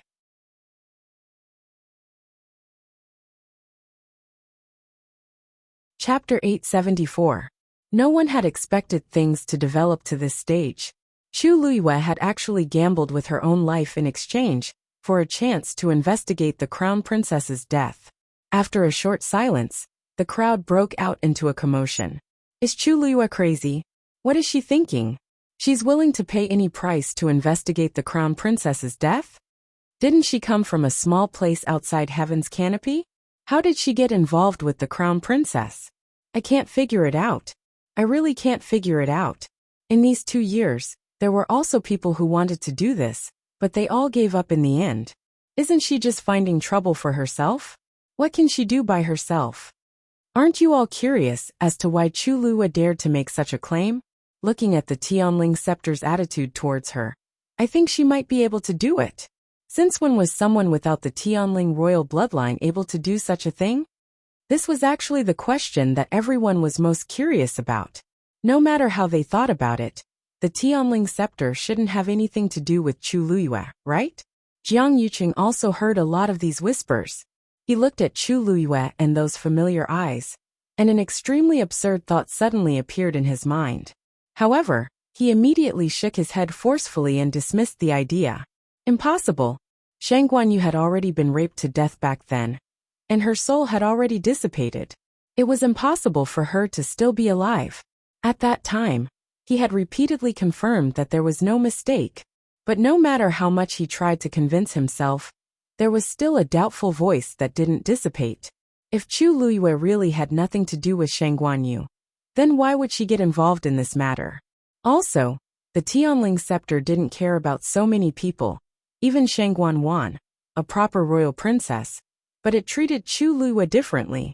He finally could not help but look at Mu Qinghe, who was not far away, only to see that he was also looking at Chu Liyue with a shocked and confused expression. As the deputy commander of the Black Cavalry, he was personally in charge of the security inside and outside the palace. Lang Kuan Hall was the most important, so he had always been guarding it. Jiang Yuqing frowned. Chu Liyue was personally brought back by Mu Qinghe. When he first met Chu Liyue, he was suspicious of her and asked Mu Qinghe to secretly investigate her. The result of the investigation was that there was no problem with Chu Liyue's identity. She was indeed the abandoned daughter of a declining family that grew up in country Yaochen. By chance, She changed her fate and finally arrived at West Hill after going through many difficulties. But now what was going on? Jiang Yuqing was getting more and more nervous. He felt that things were getting out of his control and were heading in an unknown direction. Even he was not sure what would happen in the end. However, at this moment, Jiang Yuqing was not the only one who was shocked. Mu Qinghe stared at Chu Luyue, who was not far away. When he heard her words, he was also shocked. She wants to investigate the death of the princess. Who exactly is she? At this moment, Hong Yao also flew out. Looking at its green wings, it seemed to be a little agitated, and its pair of round eyes stared closely at Chu Luyue on the other side. It was unknown if it was waiting or hoping for something. A thought suddenly popped up in Mu Qinghe's mind, and his body stiffened. His lips moved slightly as he called Hong Yao back. Hong Yao. Hearing that something was wrong with his voice, Hong Yao finally turned around to take a look. There seemed to be endless undercurrents surging in Mu Qinghe's eyes. Who is she? Everyone's gaze was focused on Chu Luyue at this point. She lowered her head and glanced at the Tianling scepter. She didn't want to be so ostentatious, but since it gave her so much face, then there was no need to be polite. Thinking of this, Chu Luyue's gaze focused, and she reached out to the dragon head carved at the top. Actually, the Tianling scepter was right beside her, within reach. Therefore, Chu Luyue only moved her arm, and her fingers were already on the Tianling scepter. Everyone subconsciously held their breaths, and were extremely nervous as they stared intently. Buzz! The expected resistance and rejection did not happen. The moment Chu Luyue's hand officially held the Tianling scepter, a buzzing sound rang out. At the same time, the sparkling radiance on it quickly gathered and finally gathered at the eyes of the dragon head. Swoosh! The dragon's tightly shut eyes suddenly opened. A golden ray of light shot out from within. It shot straight into the clouds. In an instant, the light shone brightly. It illuminated the world. The sacred light scattered and enveloped Chu Luyue. The wind whistled, and her clothes fluttered. Her black hair fluttered. At a glance, it was incomparably noble. At this moment, Chu Luyue only felt that the force in her body seemed to have been guided by something, and it quickly surged. It was almost boiling. It was as if something that originally belonged to her had finally returned. It was a perfect fit. Almost instinctively, she held the scepter and raised it high. In the sky, clouds quickly gathered. With the golden light from the Tianling scepter as the center, a huge storm quickly gathered. It covered the sky and covered the sun. It was majestic. The next moment, Chu Luyue waved her wrist lightly. A majestic aura, wrapped in a biting cold murderous intent, rushed straight toward Shang Guanwan. Shang Guanwan was shocked and immediately wanted to retreat. But how could her speed compare to the attack of the Tianling scepter? Boom! That terrifying power flew past her left shoulder, instantly slicing off a large piece of flesh on her shoulder. Ah! Shang Guanwan cried out in shock and flew backward, then fell hard onto the ground. Pfft! She suddenly spat out a mouthful of blood. Her back and left shoulder were in pain, and a few of her ribs seemed to have been broken. Her internal organs felt like they were squeezed into a ball, and it was so uncomfortable that it felt like it was going to explode. She struggled to get up, full of resentment. Just as she was about to scold Chu Luyue, she suddenly heard a cold gasp from the crowd. Shang Guanwan immediately felt that something was wrong. Looking at the crowd, she instantly saw countless pairs of frightened and disgusted eyes. They were looking at her. Shang Guanwan suddenly realized that something was wrong, and only then did she realize that her face was burning with pain. She knew that something was wrong, and immediately touched her face. It was rough and sticky to the touch, and it was extremely terrifying. Her mask had actually fallen off. Digression will continue tomorrow. Mobile users, please browse and read. A better reading experience comes from Love Network.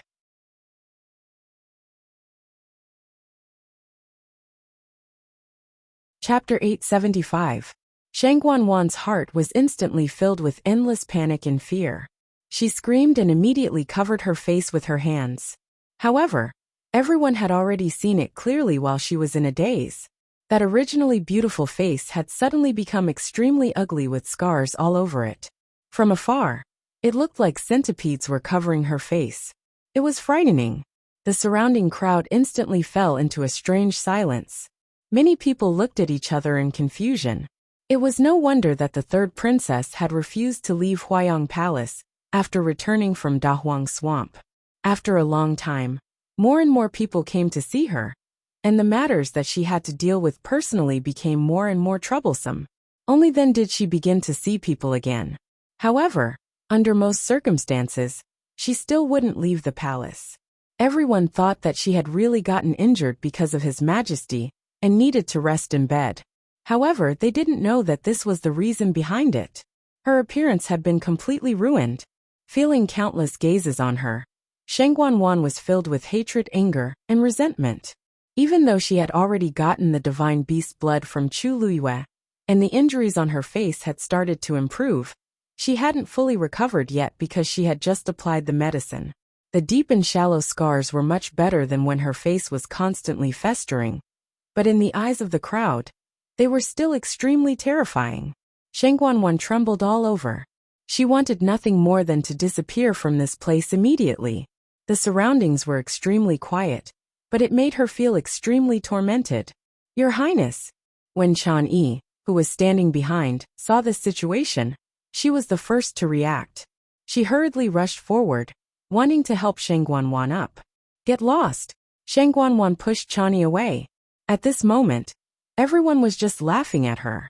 She simply struggled to stand up.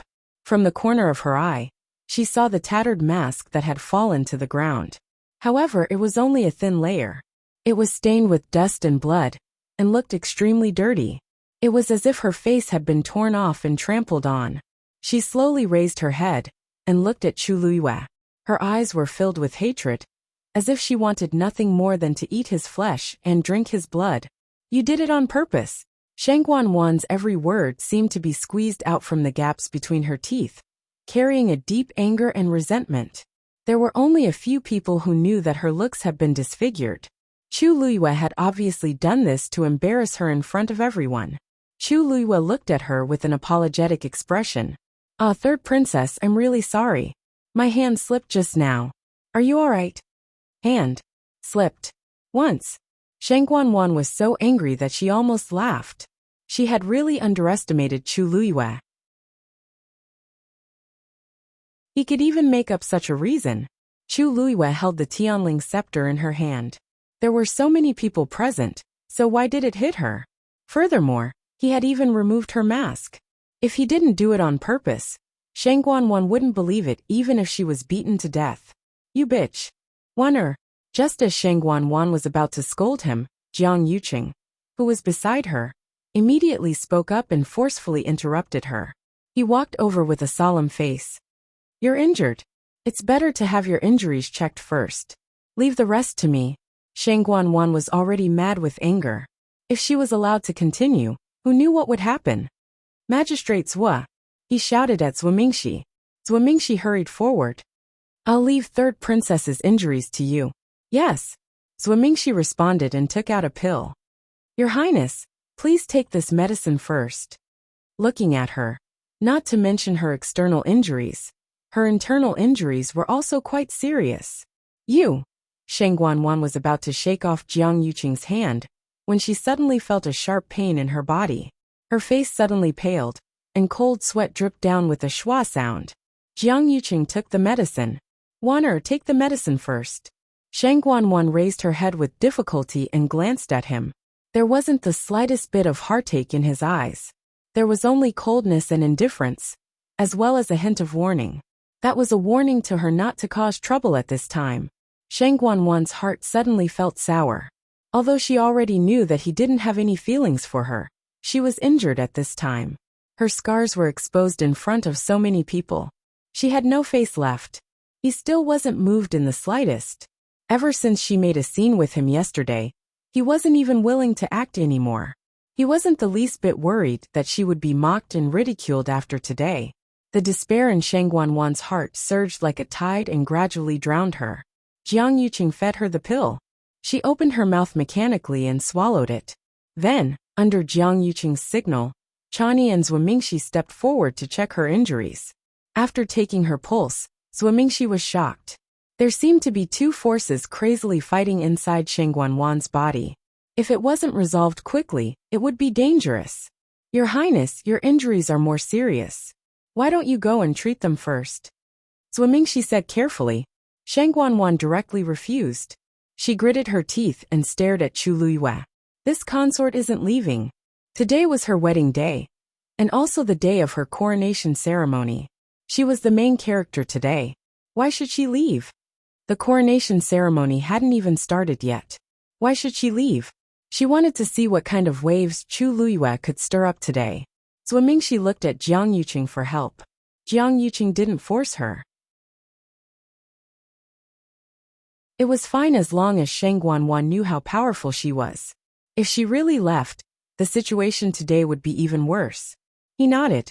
Take good care of the third princess. With that, he turned around and looked at Chu Luiyue. His face no longer had the gentle smile from the beginning of the wedding. Now it was cold and there was even some anger in his eyes. Chu Luiyue, do you know what kind of crime it is to intentionally hurt the third princess? Even he thought that Chu Luiyue's attack just now was intentional. Chu Luiyue sighed softly and glanced at the Tianling scepter in her hand. At this time, the golden pillar of light that pierced through the clouds had gradually dissipated. Only the pair of dragon eyes were still shining with a resplendent light. They were bright, dazzling, and full of power. How could she explain so that they would believe that she really didn't do it on purpose just now, but that the Tianling scepter did it on its own? At that time, it was in the midst of awakening, and its aura was erupting. Before she could react, it had already launched that attack at Sheng Guanwan. In her opinion, that attack was more like a warning than an attack. Otherwise, Sheng Guanwan's injuries wouldn't have stopped there. Thinking of this, she narrowed her eyes and looked at Sheng Guanwan. To be honest, it was the Heaven's Writ Scepter that made its move just now, said the Heaven's Writ Scepter.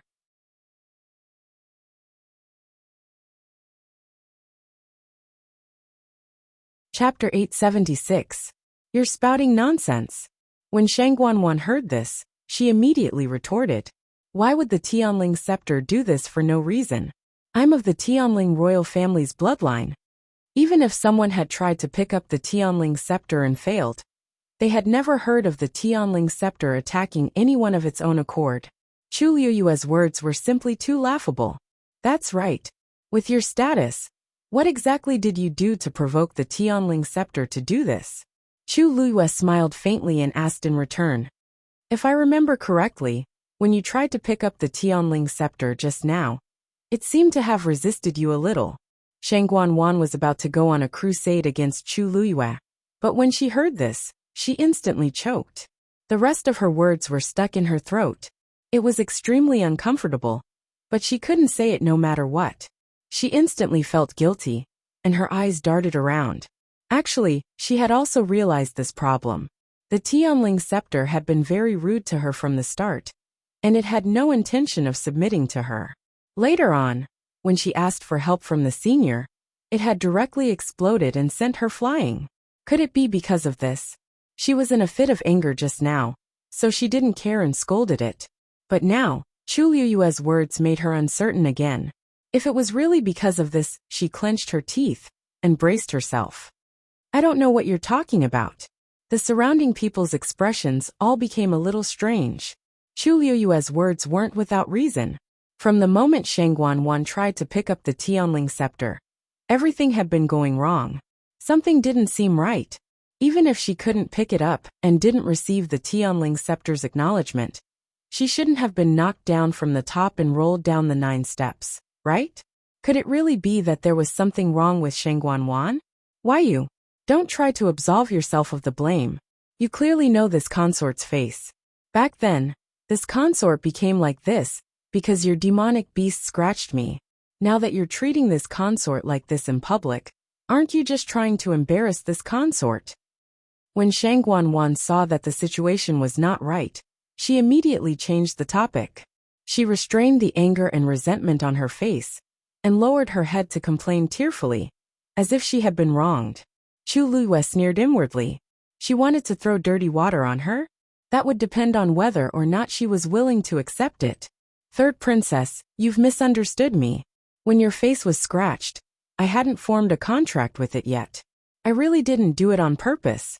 As for the trouble Dumpling caused previously, although it had nothing to do with me, I still felt very apologetic. After I came back, I went straight to the palace to offer the blood of the mythological beast to His Majesty and you. If I really wanted to make things difficult for you, why would I do this? Chu Liyue's tone was light, and his expression was sincere. Shang Guanwan was so angry that her chest rose and fell violently. Her eyes widened and her chest rose and fell violently, but she couldn't say a single word.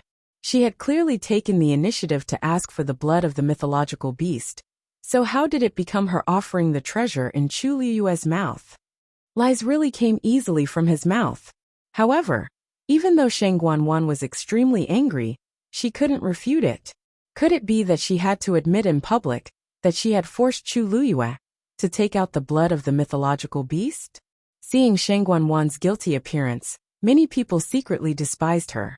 Since it was a mistake made before the contract was formed, then this matter naturally had nothing to do with Chu Liyue. It was already very rare for her to be willing to take the initiative to help. But Shang Guanwan actually made a false accusation. It was obvious what kind of person she was. At this time, Jiang Yuqing finally spoke.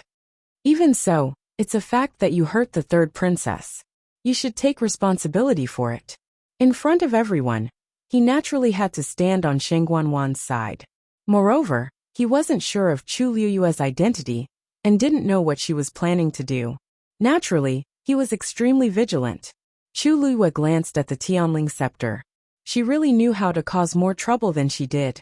The Tianling scepter trembled imperceptibly. After this matter, I will naturally do what I have to do. But now the winner of this bet can be decided, right? As Chu Liyue spoke, she raised her arm and flipped her wrist. Swoosh. She held the Tianling scepter tightly in her hand and pointed the dragon's head directly at Jiang Yuqing. Jiang Yuqing's heart trembled. He didn't know why, but when he met those golden dragon eyes, he felt an inexplicable panic in his heart. It was as if everything about him had been seen through.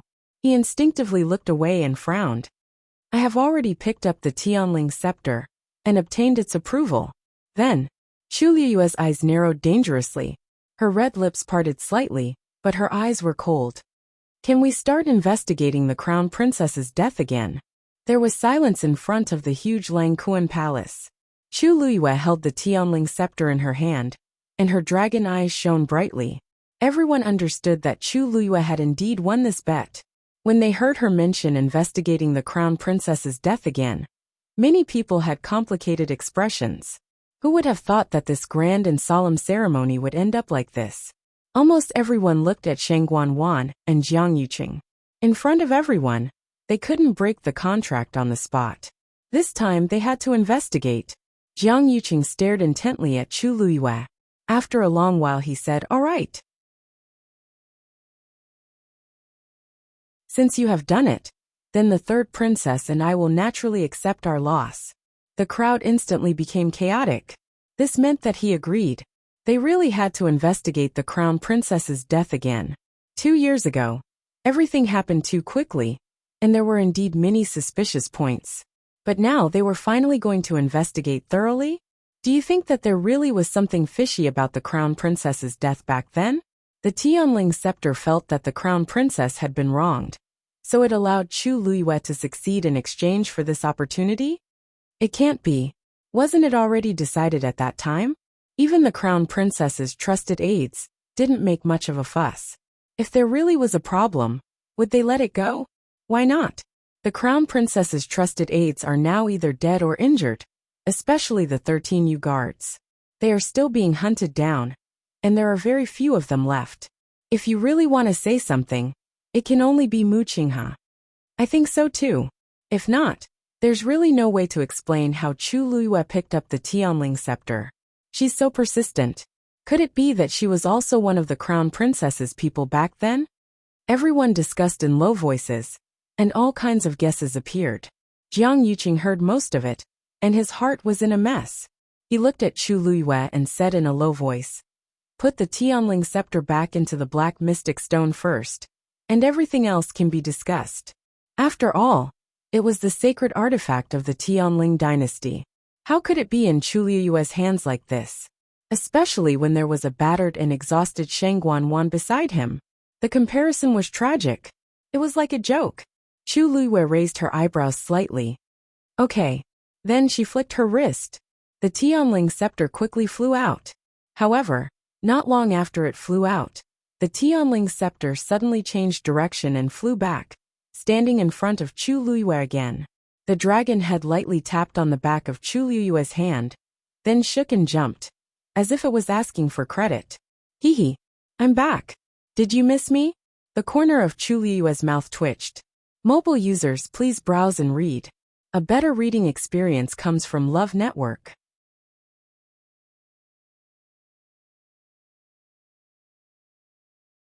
Chapter 877. How should she put it? In her previous life, she did not have the chance to wait until the day of her wedding. Naturally, she did not get to see the Tianling scepter.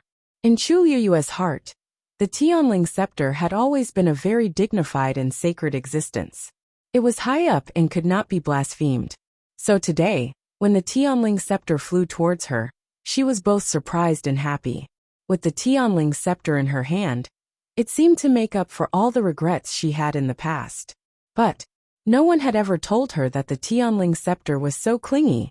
Looking at the Tianling scepter in front of her, which was so happy that it was waiting to be praised, even someone as strong as Chu Liyue felt that she could not take it for a moment. If you are happy, why don't you consider me? There are so many people watching. Under normal circumstances, Chu Liyue did not really care about other people's gazes. Only at this moment did he feel as though he was burning. Cough. Chu Liyue clenched her fist and coughed. Then, she stretched out her hand and pushed it. Well, I think you should go back. The Tianling scepter did not seem to hear her, and continued to swing its head around. It did not seem to have any intention of going back. Swoosh. Something flashed in front of Chu Liyue's eyes. Tuanzi suddenly flew out and faced the Tianling scepter as it widened its round eyes. I told you to go back. Why are you still here? The Tianling scepter paused and swayed in another position, circling around Chu Liyue's hand. Why do you care? It is not a divine beast. Why are you jealous of it? Dumpling was confused. Chu Liyue was speechless. One was a divine beast, and the other was a sacred object. Either one of them would be envied. But why did she feel an inexplicable sense of embarrassment? Seeing that they were going to continue arguing, Chu Liyue made a prompt decision. She grabbed Dumpling's wings and put it on her shoulder. However, as soon as he let go, Dumpling struggled and rushed out again. The Tianling scepter also jumped back and forth, as if it was provoking him. Chu Liyue held his forehead helplessly. Finally, he couldn't help but shout, "Don't make a fuss." It was finally quiet. The Tianling scepter obediently stood to the side, and Dumpling once again nestled on Chu Liyue's shoulder. Chu Liyue heaved a long sigh of relief and looked at Jiang Yuqing. Well, I've already tried my best. I really can't do anything about this kind of thing. Jiang Yuqing's expression was very strange. It couldn't be helped. No one would be able to remain calm after witnessing such a scene. However, Jiang Yuqing was someone who had seen a lot. He quickly calmed down. Seeing that the Tianling scepter was really sticking to Chu Liyue and refusing to leave, Shang Guanwan would only lose more face if they continued to dwell on this issue. The best way was to ignore it for now.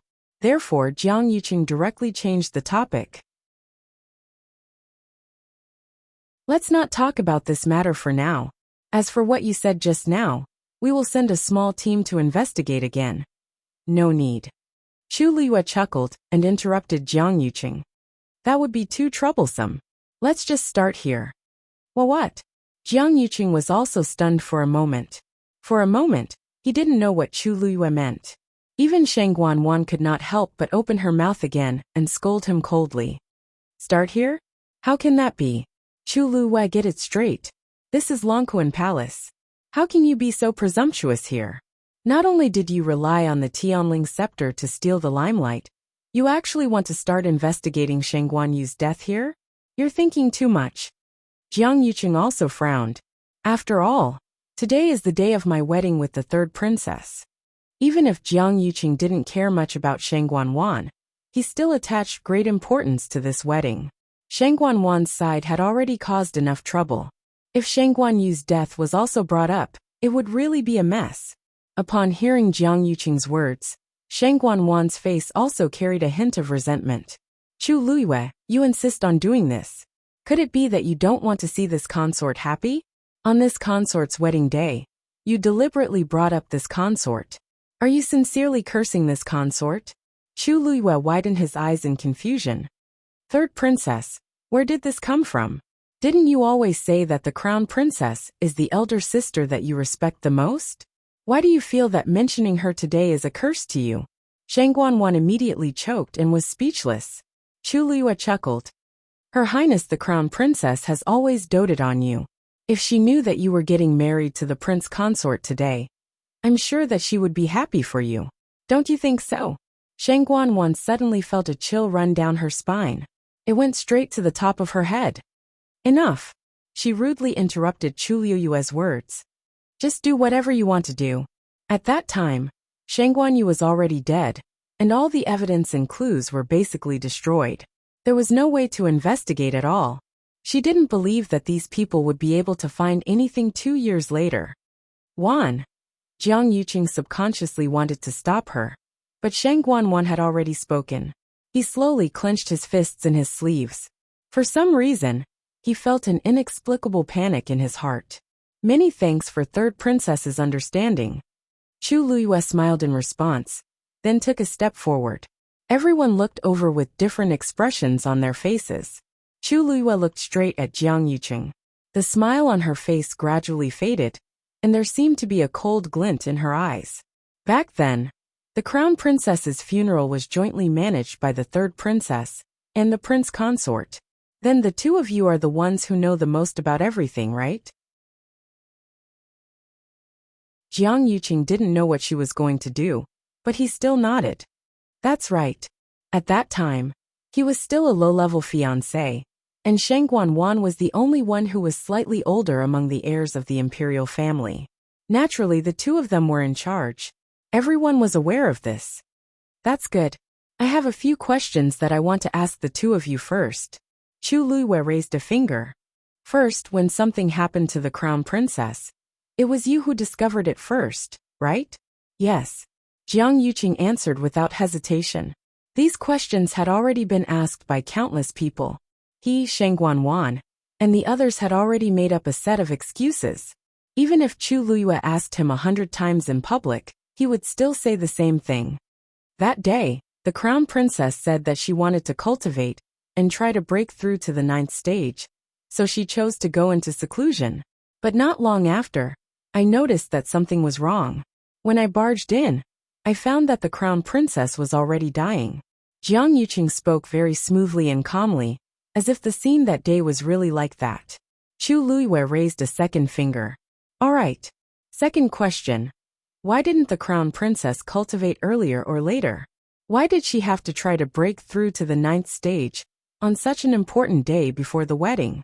All cultivators know that breaking through is risky, and the higher the level, the longer it takes to break through. Could it be that she doesn't want to participate in the wedding the next day?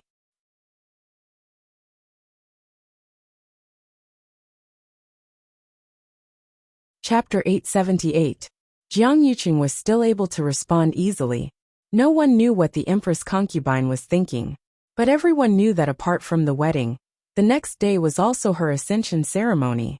Perhaps she did this to pick up the Tianling scepter and stand on it in a better posture. Moreover, she had a Tianjing Yuan meridian. Breaking through to rank 9 might be unattainable for ordinary cultivators, but for her, it might be much easier. These words were not without reason. Not long after the Empress concubine was born, she was tested to have a Tianjing Yuan meridian. Since then, she had been the top genius of the entire Tianling dynasty. Whether it was martial cultivation, Xian master, or celestial physician, she was extremely talented.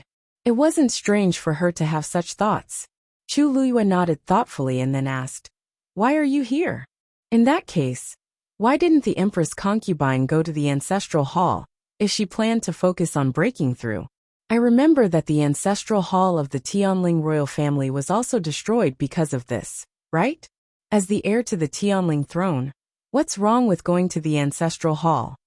Jiang Yuqing asked. Of course there's nothing wrong with it.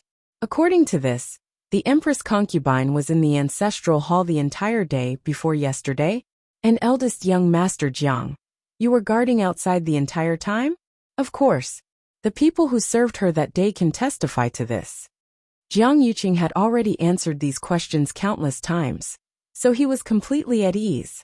His brows gradually furrowed as he looked at Chu Luyue and said coldly, if the reinvestigation you're talking about is asking these questions again in front of everyone, then let me tell you, this is meaningless.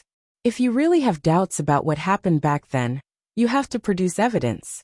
Otherwise, there's no need to continue. I haven't finished asking yet. Chu Luyue smiled and suddenly looked at Yu Qisong. Master, you should also have some questions to ask eldest young Master Jiang, right? Hearing this, everyone turned to look at Wei Qisong. Wei Qisong nodded, looked at Jiang Yuqing, and said in a deep voice, previously, this old man had made a trip to Thousand View Garden's zither room to retrieve some of the items I had left there. However, there was something wrong with Empress concubine's phoenix tail zither. Hearing the words phoenix tail zither, Jiang Yuqing's heart suddenly sank. Everyone knows that the Empress concubine loved that zither very much when she was alive. However, this old man discovered that the Empress concubine had left a Xian formation on it. Wei Qisong stared intently at Jiang Yuqing and enunciated every word clearly. Although this old man isn't a top-notch mystic cultivator, I have dabbled in this aspect.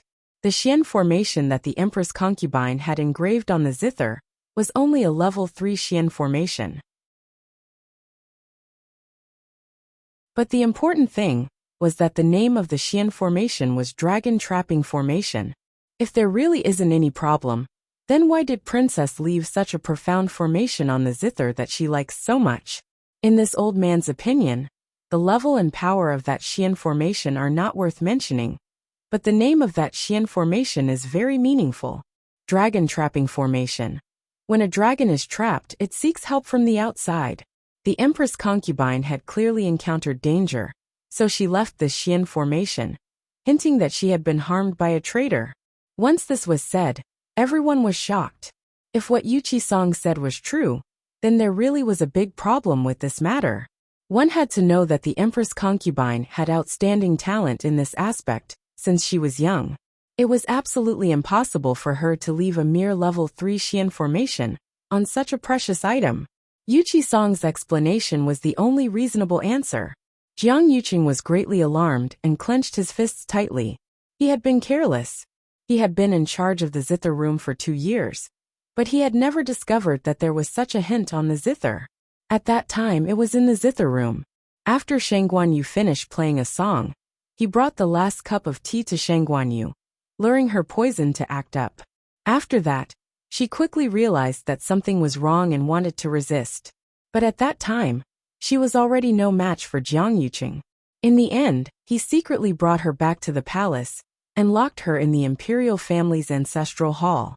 At that time, he had always thought that everything had progressed smoothly. But now that he thought about it, she had indeed struggled and stayed by the zither for quite a long time. Could it be that the Xian formation was left behind at that time? Jiang Yuqing tried his best to calm himself down and said with a cold expression, Pavilion Master Yuqi, you have to pay attention to evidence when you speak. The evidence is on the phoenix tail zither. Yu Qisong immediately said, you have always been in charge of the zither room. As long as you send someone to retrieve the phoenix tail zither, we will know at a glance. When everyone heard this, they felt that it was very reasonable, and all looked at Jiang Yuqing. Jiang Yuqing pursed his lips. At this moment, he finally understood that the secret Yu Qisong had discovered in the zither room that day was actually this. No wonder his attitude changed so much after that. It turned out that he was already certain that someone had harmed Shang Guanyu. As one of the closest people to Shang Guanyu, and the one who accompanied Shanghai Yu to the zither room the most, his suspicions were naturally the greatest. The phoenix tail zither was lost some time ago. Jiang Yuqing took a deep breath and said, at this moment, He was incomparably glad that the zither was gone. Otherwise, if the evidence was verified and it was as Wei Qi-song had said, there was no way he could clear his name. Everyone was in an uproar. Lost? How could such an important thing be lost? Hasn't Jiang Yuqing always been in charge of the zither room? How could it be lost for no reason? Isn't this too much of a coincidence? Low voices of doubt could be heard from the crowd.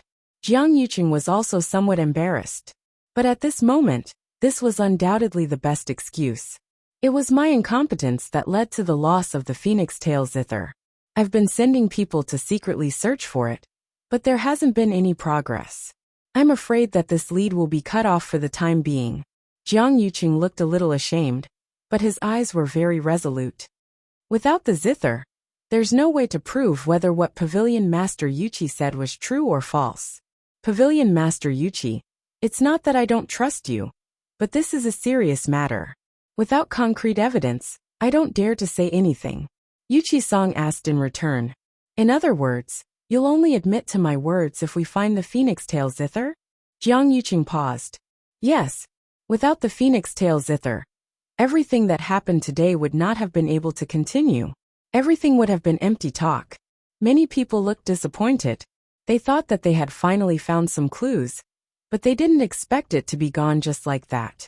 If the crown princess was really harmed, then the longer this dragged on, the harder it would be to find out the truth. At this moment, Yuqi-song suddenly said, "What a coincidence! What a coincidence! Yesterday, someone delivered a gift to this old man." Jiang Yuqing suddenly looked up. Then he saw Yuqi-song wave his sleeve, and a zither appeared in front of him. It was the phoenix tail zither. It's just right here. Why don't we take a look at it ourselves? Digression. The 5th chapter is about to be updated. Mobile users, please browse and read. A better reading experience comes from love.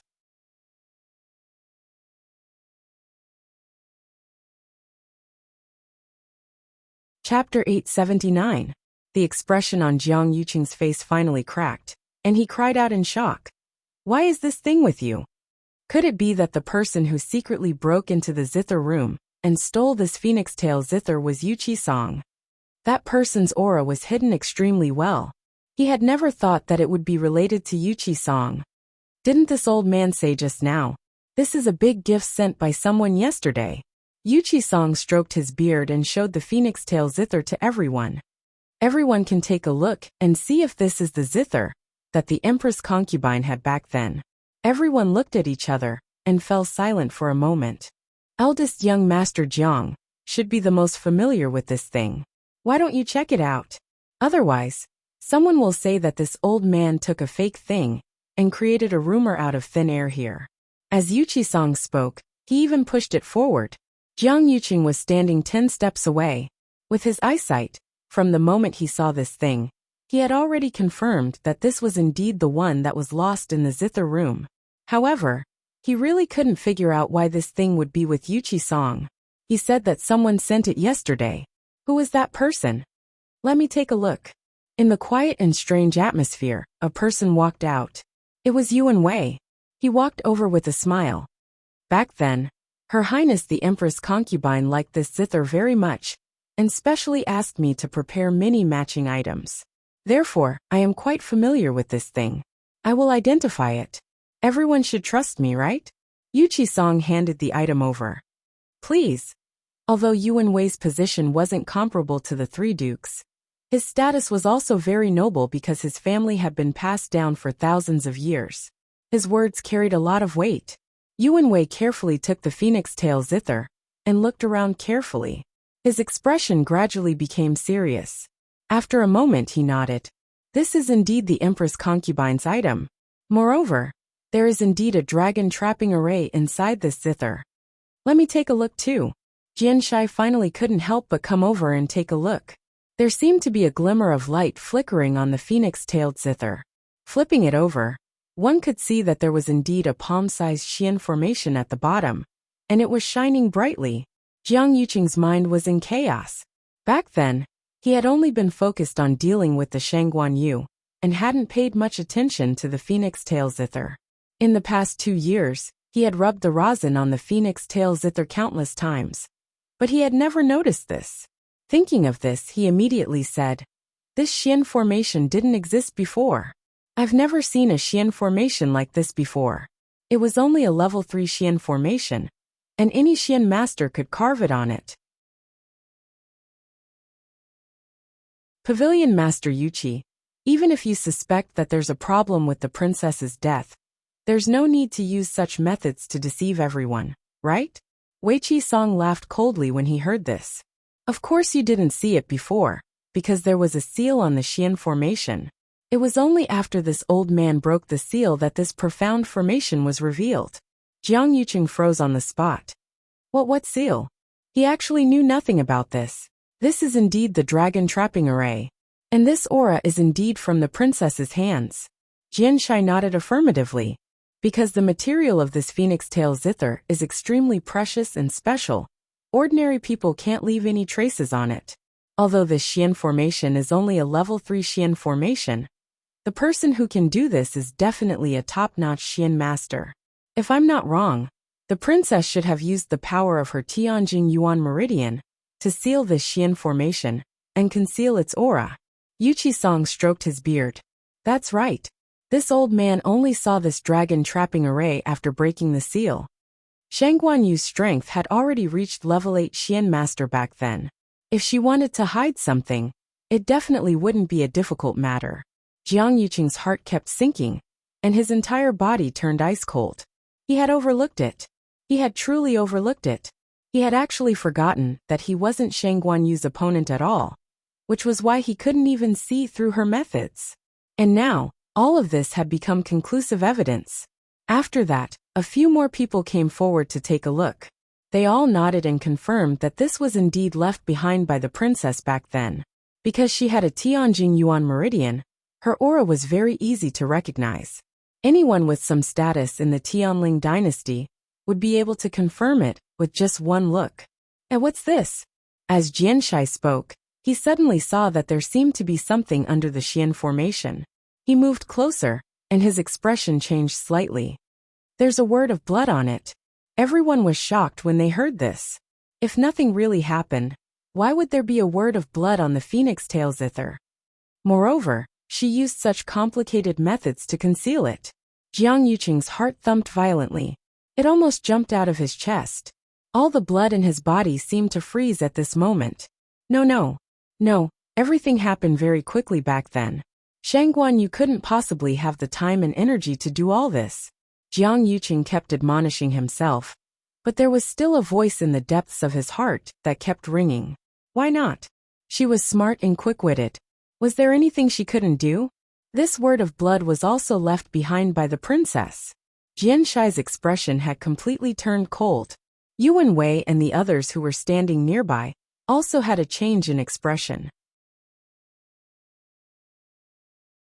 Naturally, they recognized him as well. What's the word of blood on it? Someone couldn't wait to ask. Yu Qi-song laughed, but there was no smile in his eyes. Jiang Yuqing, you should know what the word of blood on it says, right? Jiang Yuqing's temples throbbed. I don't. Jiang. Jian Shai suddenly raised the phoenix tail zither and shouted sternly. The word of Jiang is on it. Jiang Yuqing, isn't this your Jiang? Digression. Tianling scepter. I heard that someone said that I'm a clown? February, yes. They're all talking about you. Tianling scepter. Angry. February, yes. So I won't add more chapters for them. Mobile users, please browse and read. A better reading experience comes from Love Network.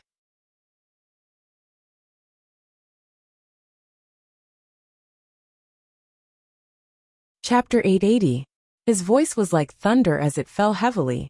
In an instant, everyone was shocked on the spot.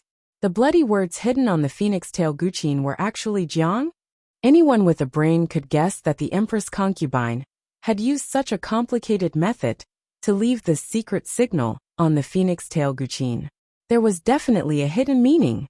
Dragon trapping array bloody words Jiang isn't this implying that Jiang Yuqing is the one who harmed me? There was dead silence in front of Lang Kuan Hall. Jiang Yuqing's ears were ringing. Jian Shai's stern questioning was like a heavy punch, catching him off guard, and completely stupefied on the spot. He thought that everything back then was flawless, and that no one would be able to find any clues. But he never expected that Shang Guanyu had actually left a trick up her sleeve. There was actually such a shocking secret hidden on the phoenix tail Guqin. Everyone's gazes converged on him. Suspicion, shock, anger. All kinds of gazes enveloped Jiang Yuqing like flames. Even his entire body felt like it was burning up. A sense of crisis that he had never felt before welled up in his heart.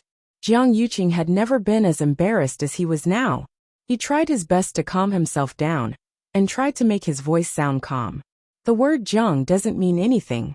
Not to mention the Tianling dynasty. There are countless people with the surname Jiang in Xiling City alone. Why are you so sure that it's me at first glance? What if this word doesn't refer to my surname, but something else? Jian Shai was so angry that he laughed. Jiang Yuqing, don't play dumb here. There are many people with the surname Jiang, but I'm afraid there aren't many who can be remembered by the Empress concubine, right? If she wasn't forced into a desperate situation, the Empress concubine definitely wouldn't have left such a hint. In other words, it's very likely that something happened to her in the zither room. And you, aren't you the one who usually accompanies her in the zither room? Do you really not know anything about this? Jiang Yuqing's eyes flickered. Mountain Lord Jian's words aren't without reason. But this matter indeed has nothing to do with me. Back then, the Empress concubine and I were in love, and we were about to get married. What reason do I have to harm her? You'll have to ask yourself. Wei Qi Song suddenly interjected, his voice flat and indifferent. Didn't you also get together with the third princess, in less than 2 years after the Empress concubine left? You even got married? Well said. As soon as Yu Qi Song finished speaking, another powerful voice came from the other side. It was none other than Meng Jingji, who had been extremely dissatisfied with this marriage from the very beginning.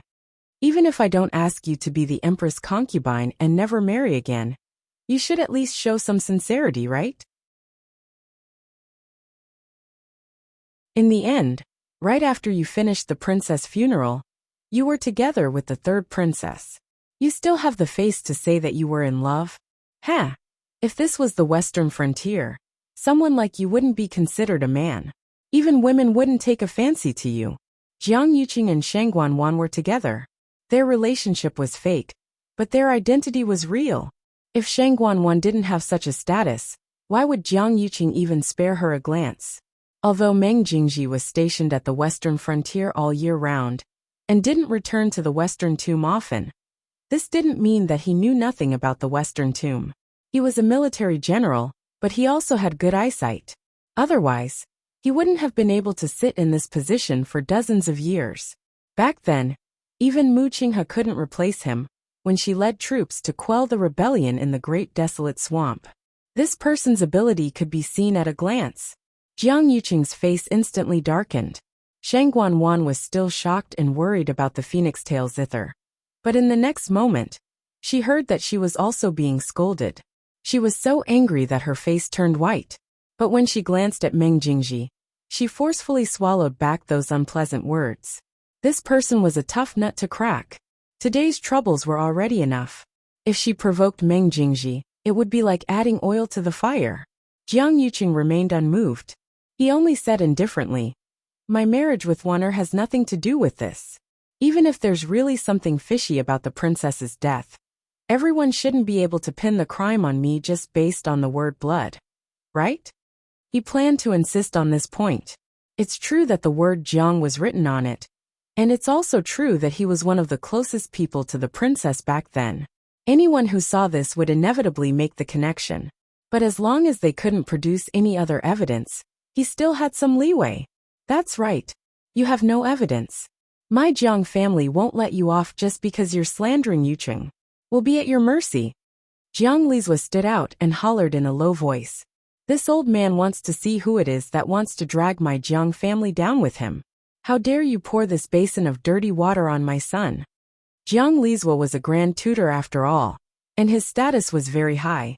In addition, Jiang Yuqing was now married to the third princess, so the entire Jiang family's status had risen by another level.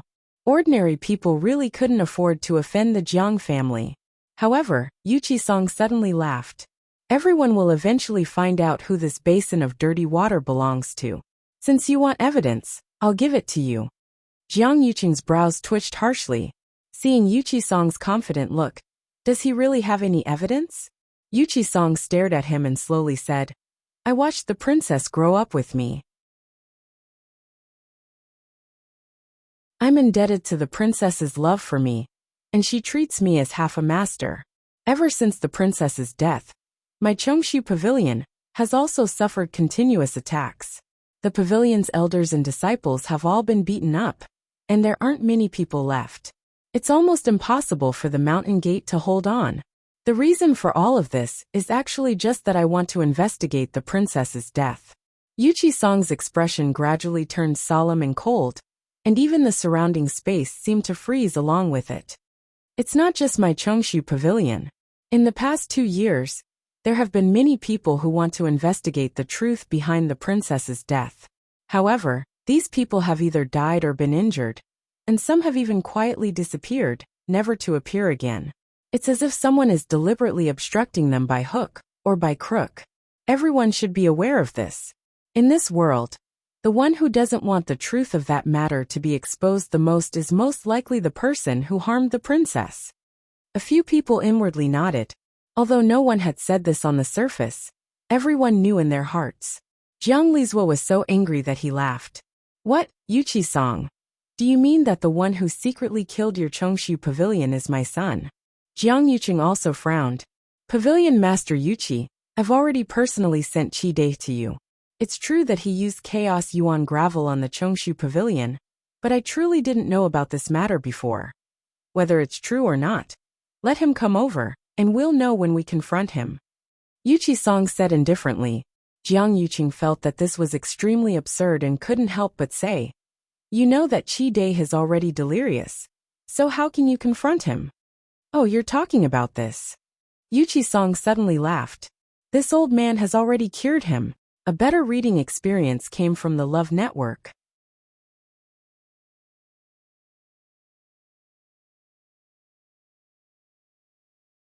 Chapter 881. Qi Dai, you say it yourself. Yuchi-song ignored the shock on Jiang Yuqing and the others' faces, and suddenly turned around to wave at someone. It was a young man who looked to be in his 20s. He had been standing behind Yuchi-song and the others, so everyone subconsciously thought that he was a disciple of the Chongshu pavilion, and didn't pay him any attention. After hearing Yuchi-song's words, he walked forward and rubbed his lower jaw for a while before taking off a thin mask.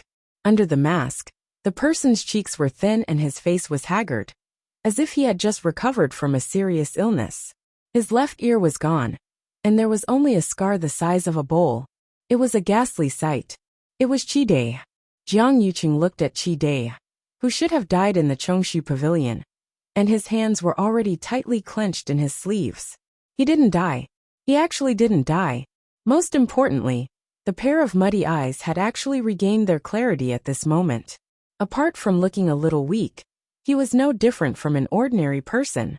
Qi Dai raised his head to look at Jiang Yuqing, and his emotions suddenly became intense. His eyes were filled with anger and resentment. His entire body trembled, and he wanted nothing more than to immediately charge forward and chop Jiang Yuqing into 8 pieces. However, his chest was surging with anger, and he couldn't say a single word. He could only let out a hoarse whimper that was difficult to understand. His throat has been drugged, and he can't speak anymore. Yuchi-song looked indifferently at Jiang Yuqing. I wonder what the person who drugged him was worried that he would say. Yuan Wei glanced at the situation, and his eyes moved slightly. Pavilion Master Yuchi, this Qi Dai his. It's a long story. Then, Yuchi-song gave a simple account of finding the messed yuan gravel, and finding the person who had secretly tried to kill them. Messed yuan gravel can only be found in Nanjiang, and not many people in the entire Tianling dynasty have been to Nanjiang. Coincidentally, eldest young Master Jiang brought people there not long after the Empress concubine's death. This old man then asked him to help investigate. After a long time, he sent Qi Dai over, saying that he was the one who did it. At that time, Qi Dai had been tortured and beaten. He was unconscious, and could not answer any questions. Even if this old man wanted to ask more, it would be impossible. Jiang Yuqing said coldly. Pavilion Master Weiqi, are you doubting me? Qi Dai's body has traces of the mixed yuan gravel's backlash. You clearly saw it that day. Why are you not going to admit it now? Wei Qisong, however, merely smiled. Qi Dai, raise your arm for everyone to see. Qi Dai did as he was told and rolled up his sleeves, revealing his forearms. On the inside of his forearm, there was a red line that extended from his palm upwards. Is this the evidence of the messed yuan gravel's backlash? Jian Shai was shocked when he saw it. He immediately moved closer to take a closer look. There were very few people in the entire Tianling dynasty who could recognize this. Otherwise, Yu Qisong and the others would not have taken so long to figure out this matter. That's right. This is indeed the evidence of the messed yuan gravel in his body, but the backlash. Jiang Yuqing heaved a sigh of relief in his heart.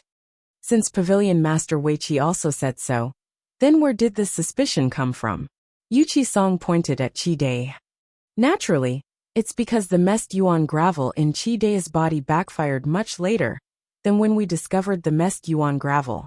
To be honest, the matter of the messed yuan gravel was discovered on the day Lu Yu and Wanzhou officially entered my Chongshu pavilion. Wanzhou grew up in Nanjiang, so it was him who recognized this thing.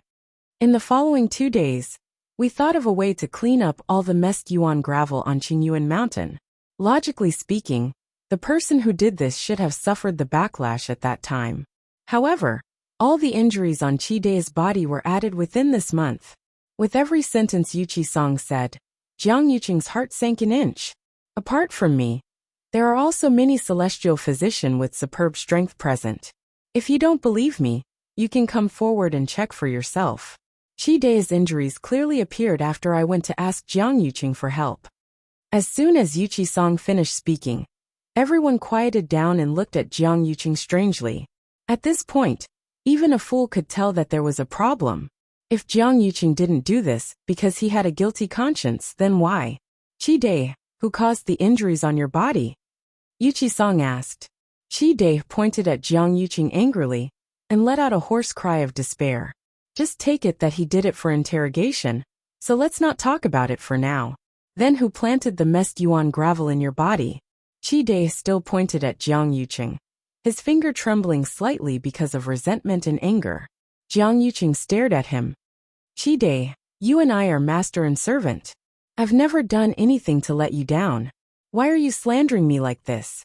Whether it's slander or not, everyone can see it clearly. I heard that you gathered all the subordinates who had gone to Nanjiang together and interrogated them one by one. After that, most of them went back. Only Qi Dai went missing. The next time he appeared, it was you who sent him to my Chongshu pavilion. Wasn't it easy to do something during such a long time? Thinking about it, he should have been poisoned by the messed yuan gravel at that time. Yu Qisong said slowly, but every word was like a heavy stone that smashed fiercely into Jiang Yuqing's heart. Do you have any explanation for all this? Everyone looked at Jiang Yuqing, waiting for his answer. In fact, even if he didn't say anything, everyone already had their own guesses in their hearts. What Yu Qisong said couldn't be faked. It was almost certainly true. Then, there was indeed something wrong with Jiang Yuqing. Faced with everyone's burning gazes, Jiang Yuqing took a deep breath and said coldly, Qi Dai followed me through life and death. Why should I treat him like this? At that time, Pavilion Master Yuqi took the initiative to ask me for help. That's why I did this. In the end, you're saying that I lied to you? What good would that do for me? Fabricating a fake was naturally to cover up the real one. Yu Qisong's lips twitched without a smile. His gaze was sharp and cold, like a sharp sword that wanted to tear off Jiang Yuqing's hypocritical mask. If eldest young Master Jiang doesn't mind, can you show your arm for everyone to see? There's a question that this old man has been wanting to ask you for a long time. Your arm was injured not earlier or later, but on the day we cleaned up the messed yuan gravel and caused the person who secretly poisoned you to suffer a backlash? Jiang Yuqing, can you answer these questions one by one? Asked Jiang Yuqing. A better reading experience came from Love Network.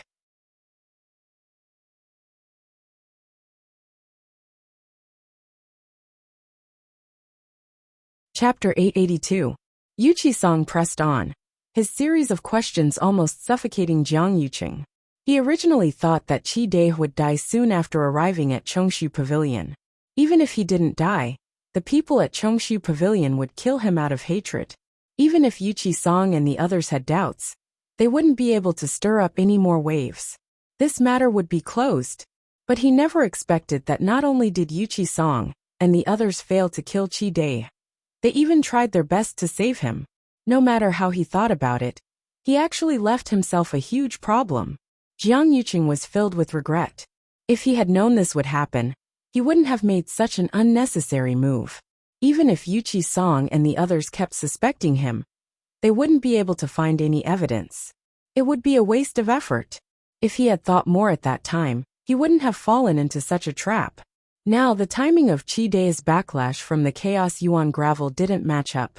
Instead, it became the best evidence for them to refute him. Jiang Yuqing understood that if he couldn't give a reasonable explanation for this matter, then from now on, he would have to bear this stigma. Pavilion Master Wei Qi, I really don't know what's going on. Qi Dai used to be my subordinate, but after returning from Nanjiang, I dismissed them all. If it weren't for helping you this time, I wouldn't have gone to look for them at all. For such a long time, no one knows what they've been doing, or who they've been following. Maybe they've already changed masters, and are targeting me. Jiang Yuqing gritted his teeth, and only said that he had nothing to do with this matter. There's one thing that many people might still remember. Previously, I was ambushed in my residence, and was injured. Because of this, I sent people to track down that person's whereabouts. And the person I was looking for at that time was actually Qi Dai's good friend. To be honest, that person's name is Xiaomu. He and Qi Dai are good brothers who have gone through fire and water together. After being dismissed, the two of them didn't have any other relatives, so they became neighbors.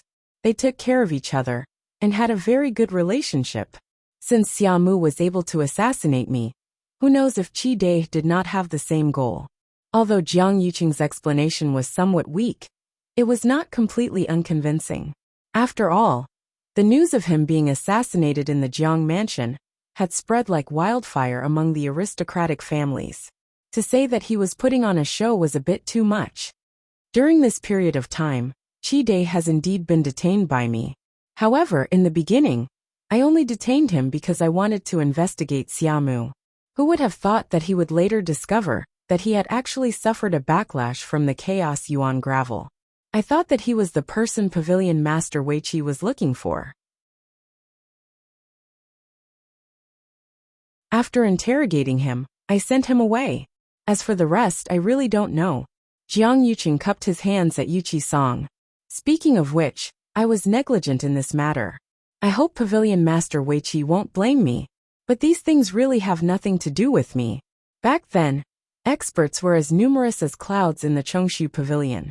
How could I have the ability to kill most of the cultivators in the Chongshu Pavilion in a single night? Pavilion Master Wei Qi, you think too highly of me. Hearing Jiang Yuqing's words, everyone's expressions were different.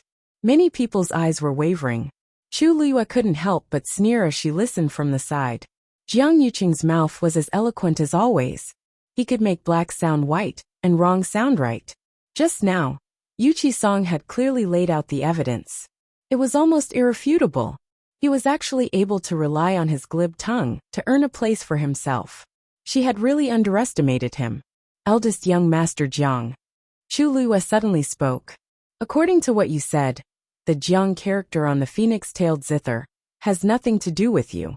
This Chaos Yuan gravel also has nothing to do with you, right? Jiang Yuqing's expression was indifferent, as if he was very frank. Yes. Back then, I was about to marry the Empress concubine. Why would I do these things and painstakingly scheme to harm her? Everyone looked at each other. Actually, this was also the most strange thing about them. Jiang Yuqing's status back then was definitely higher than the Empress concubine's. This marriage only had benefits for him, no harm at all. But any normal person wouldn't personally ruin their own future and happiness, right? One had to know that back then, many young talents wanted this opportunity, but they didn't succeed. Because of his engagement with the Empress concubine, Jiang Yuqing had been envied by many of Shilin City's aristocratic families for a very long time. Back then, he really seemed to have been very attentive to the Empress concubine. There was really no reason for him to do this. No matter what he wanted, as long as he married the Empress concubine smoothly, wouldn't it be logical? Why did he have to go through so much trouble, killing the Empress concubine and eliminating the weeds by the roots? And in the end, it was just a big wedding with the third princess Shangguanwan. Compared to the Empress concubine, it was even worse. Chu Luyue nodded thoughtfully, as if she was also moved by his words. That's true. I heard that the Empress concubine treated you well back then, and you also won the Empress concubine's favor with great difficulty. Originally, everything was fine, so you really had no reason to betray her, right? She spoke slowly, as if she was stating a fact, but also as if she was faintly puzzled. For some reason, when Jiang Yuqing looked at Chu Luyue like this, an inexplicable sense of apprehension and panic arose in his heart. Her words seemed to be hinting at something. Chu Luyue suddenly smiled. On her beautiful face, there was undisguised curiosity and mockery. When Jiang Yuqing saw her smile, he was actually in a trance. Her clear, black jade-like eyes seemed to have a dark light flowing, like a sharp sword, piercing straight at him.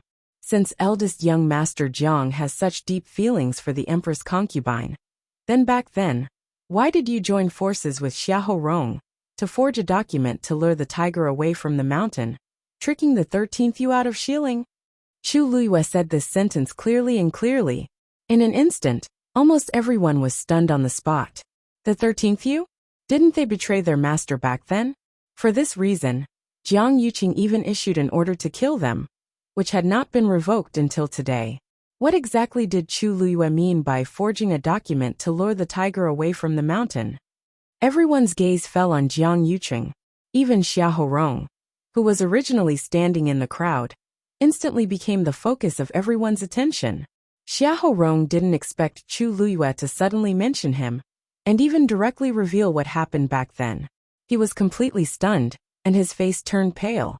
He almost subconsciously retorted sternly, Chu Luyue, what nonsense are you talking about? Chu Luyue chuckled. I'm just telling the truth. You, how dare you? Don't think that you can be arrogant just because you have the Chongshu Pavilion behind you. If you can't produce evidence today, don't blame me.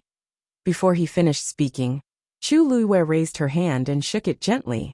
A secret letter appeared in front of everyone. This is the imperial edict that Lord Xiahou personally forged back then. Why don't Lord Xiahou take a look at it personally? The Love Network provided a better reading experience.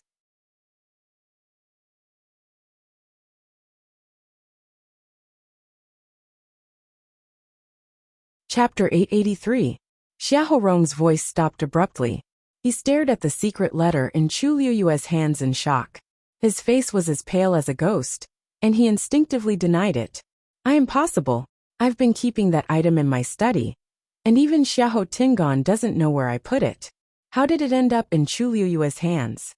Officer Xiahou, what exactly is going on? Jiang Yuqing's face was terrifyingly cold as he questioned. Xiahou Rong actually let Chu Luyue get such an important item. Isn't he courting death? Xiahou Rong glanced at him and felt guilty. I didn't. I'm loyal to Her Majesty. How can I do such a thing? You'll know once you see it. As Chu Luyue spoke, he passed the letter to Yuan Wei. Officer Yuan, you're very familiar with Her Majesty's handwriting. Why don't you take a look at it personally and see if there's anything wrong with this letter? Yuan Wei's expression turned solemn as he received it with both hands. This secret letter had already been opened by someone, but the remaining golden ink on it was clearly specially used by the royal family. Even the size and paper of this envelope were strictly according to the corresponding standards. Looking at it dazedly, it really looked the same as the real thing. He opened the envelope and took out a letter inside. There were only a few lines of words on it, and the main idea was that there was a dangerous situation at the borders, and that the 13 Yu guards were ordered to deal with it. Logically speaking, the 13 Yu guards were the princess's private guards and wouldn't listen to anyone else's orders. However, as the princess would usually deal with many things at the borders, and this letter kept hinting that this matter might threaten the princess. The 13 guards were persuaded to go together. As the princess's wedding was around the corner, it wasn't convenient for her to leave, so the 13 guards let her stay in Xiling while they went to the borders alone and planned to return after dealing with this matter. They then realized that something was amiss and rushed back to Xiling with all their might, but they were still too late. These people had set up layers upon layers of traps in order to distract all the reliable forces around her and finally make a move on her. Chu Luyue tried his best to guard against it, but he didn't expect these two people to plot to kill her. How could he defend against that? This envelope, this letter, this ink, and the seal are all exclusive to His Majesty. But this handwriting is not His Majesty's. Yuan Wei frowned. Furthermore, this secret letter does seem to be from 2 years ago. The Yuan family had always been loyal to the Tianling dynasty. Since Yuan Wei said so, then it was an indisputable fact. If that was the case, then everything would make sense. Back then, someone had first forged such a letter and transferred the 13 guards out of Xiling. Then, taking advantage of the fact that there was no one by the princess' side, they had secretly tried to kill her. Finally, he did not forget to eliminate all those who wanted to investigate the truth. This series of methods could be said to be flawless. If someone hadn't planned this beforehand, it would have been impossible to achieve this. This was clearly forcing the Empress concubine into a dead end. Yuan Wei had a grave expression as he looked at Chu Luyue.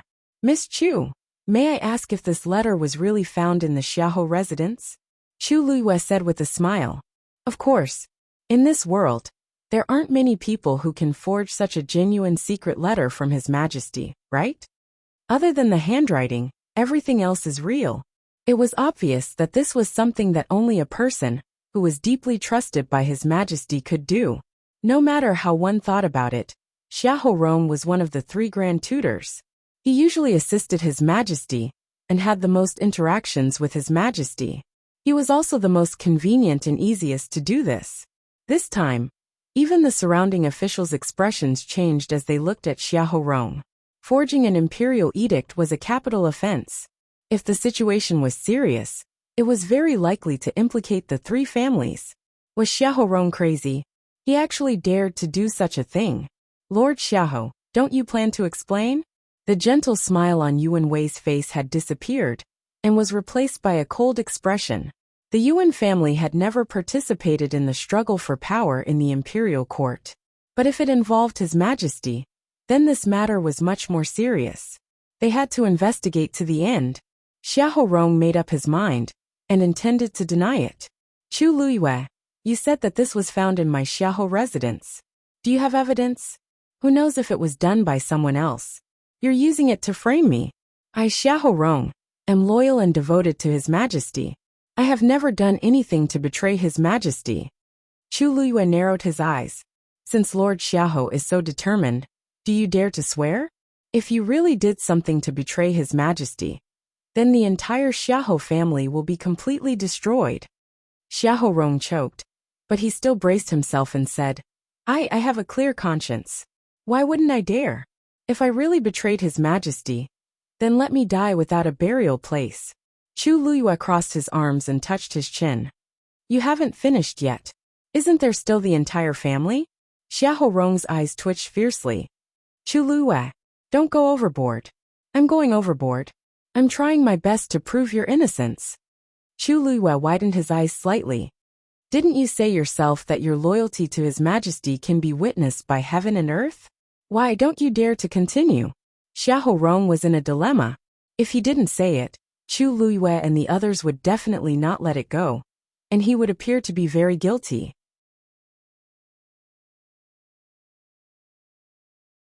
But if he said it, there's a God watching over us. Lord Xiahou, if you are upright, what can't you say? Chu Luyue said lightly, but every word was like an extremely sharp knife, forcing Xiahou Rong to a dead end bit by bit. No one in the surroundings spoke, but every gaze seemed to have materialized and landed on his body, forming an invisible pressure that made it difficult for him to breathe. Jiang Yuqing said coldly, "Lord Xiahou, you have a clear conscience. Why can't you swear?" If Xiahou Rong really tore a hole in him, the consequences would be unimaginable. Xiahou Rong gritted his teeth. "I, Xiahou Rong, swear.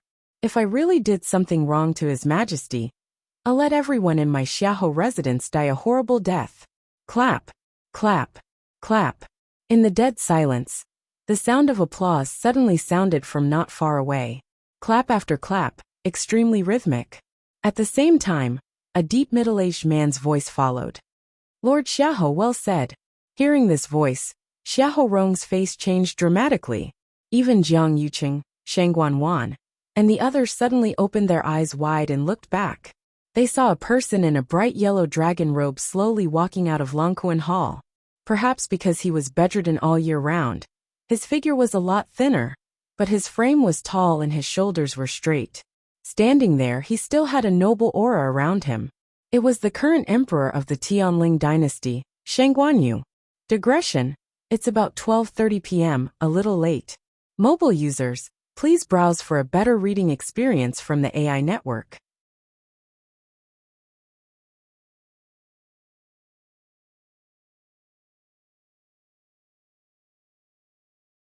Chapter 884. A stone stirred up 1,000 ripples. If all the previous disputes were surging undercurrents, then the appearance of Shang Guanyu completely set off stormy waves in everyone's hearts. Everyone in the Tianling dynasty knew that the current emperor was seriously ill and in a coma, and had not woken up for 2 years. Many people even guessed that he might never wake up. Unexpectedly, not only did he wake up, but he also appeared at this time. Upon hearing this, Chu Liyue's heart skipped a beat as she instinctively looked up. Although she had guessed that her father would appear today, she still couldn't suppress the joy and excitement in her heart when she saw him standing there with her own eyes. Seeing that familiar kind face, her mind went blank for a moment. Everything around her suddenly blurred at this moment, and only that one person occupied her sight and became clearer and clearer. Chu Liyue opened her mouth, but couldn't say anything. All that was left in her heart was nostalgia at this moment. Finally, she saw him again.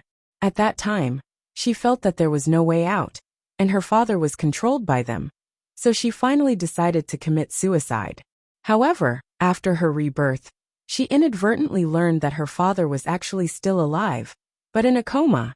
Although she didn't know why Shang Guanwan and Jiang Yuqing didn't kill her father, and even tried to wake him up later, it was a blessing for Chu Liyue. For this reason, she had been waiting patiently for many days and nights until this day finally came. The scene seemed to be still. Even Yuqi Song and others didn't expect Shang Guanyu's sudden appearance, and they all stood there in shock. Xiahou Rong reacted the fastest. Maybe it was because he had made a vow before, or because he was called out, but he was the first to realize what had happened. He looked up at the man standing above in a daze, and his lips trembled. Your Majesty? You're awake?" His words finally woke the others up. Shang Guanyu looked up at the sky, narrowed his eyes, and sighed with emotion. "Yes, I'm awake. Why are you disappointed?" "I don't dare." Xiahou Rong immediately knelt down. "Your humble servant is overjoyed that Your Majesty has awakened. How can I be disappointed?" Jiang Yuqing also straightened his expression and knelt down to salute. "Congratulations, Your Majesty. Congratulations, Your Majesty." This action finally moved the others. Everyone in the square in front of the palace fell to their knees. Their shouts shook the heavens. "Congratulations, Your Majesty. Long live His Majesty."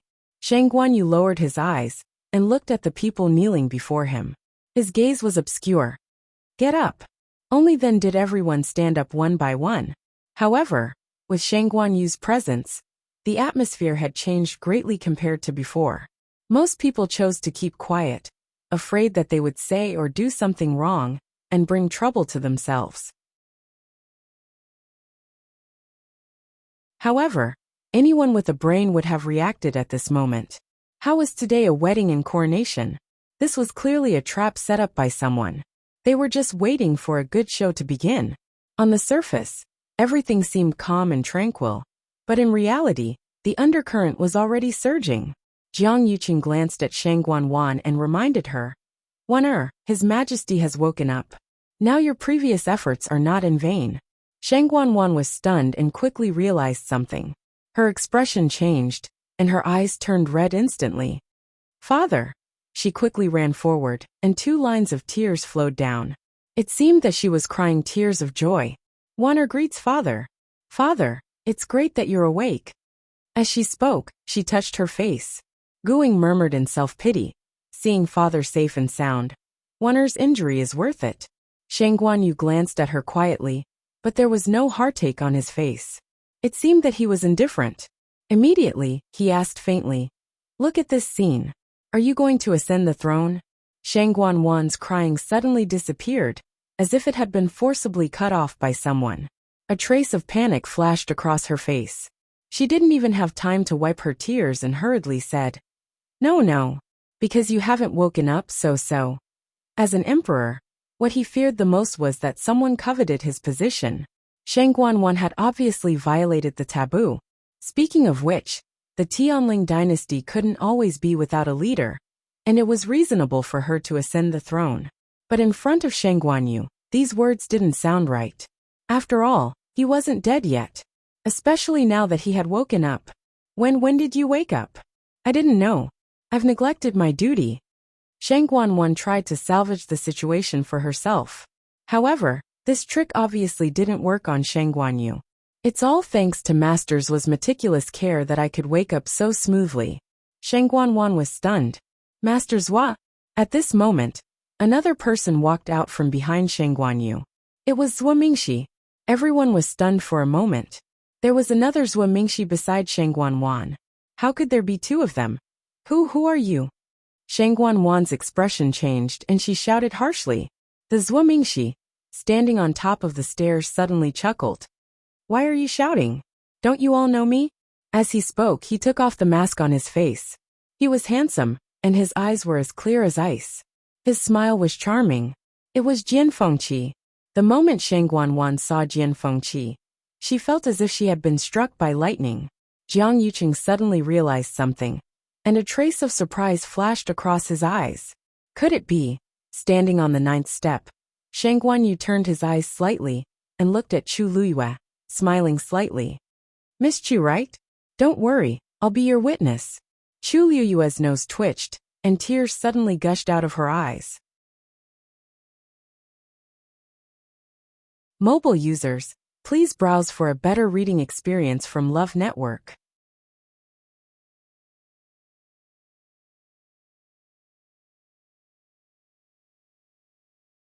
Chapter 885.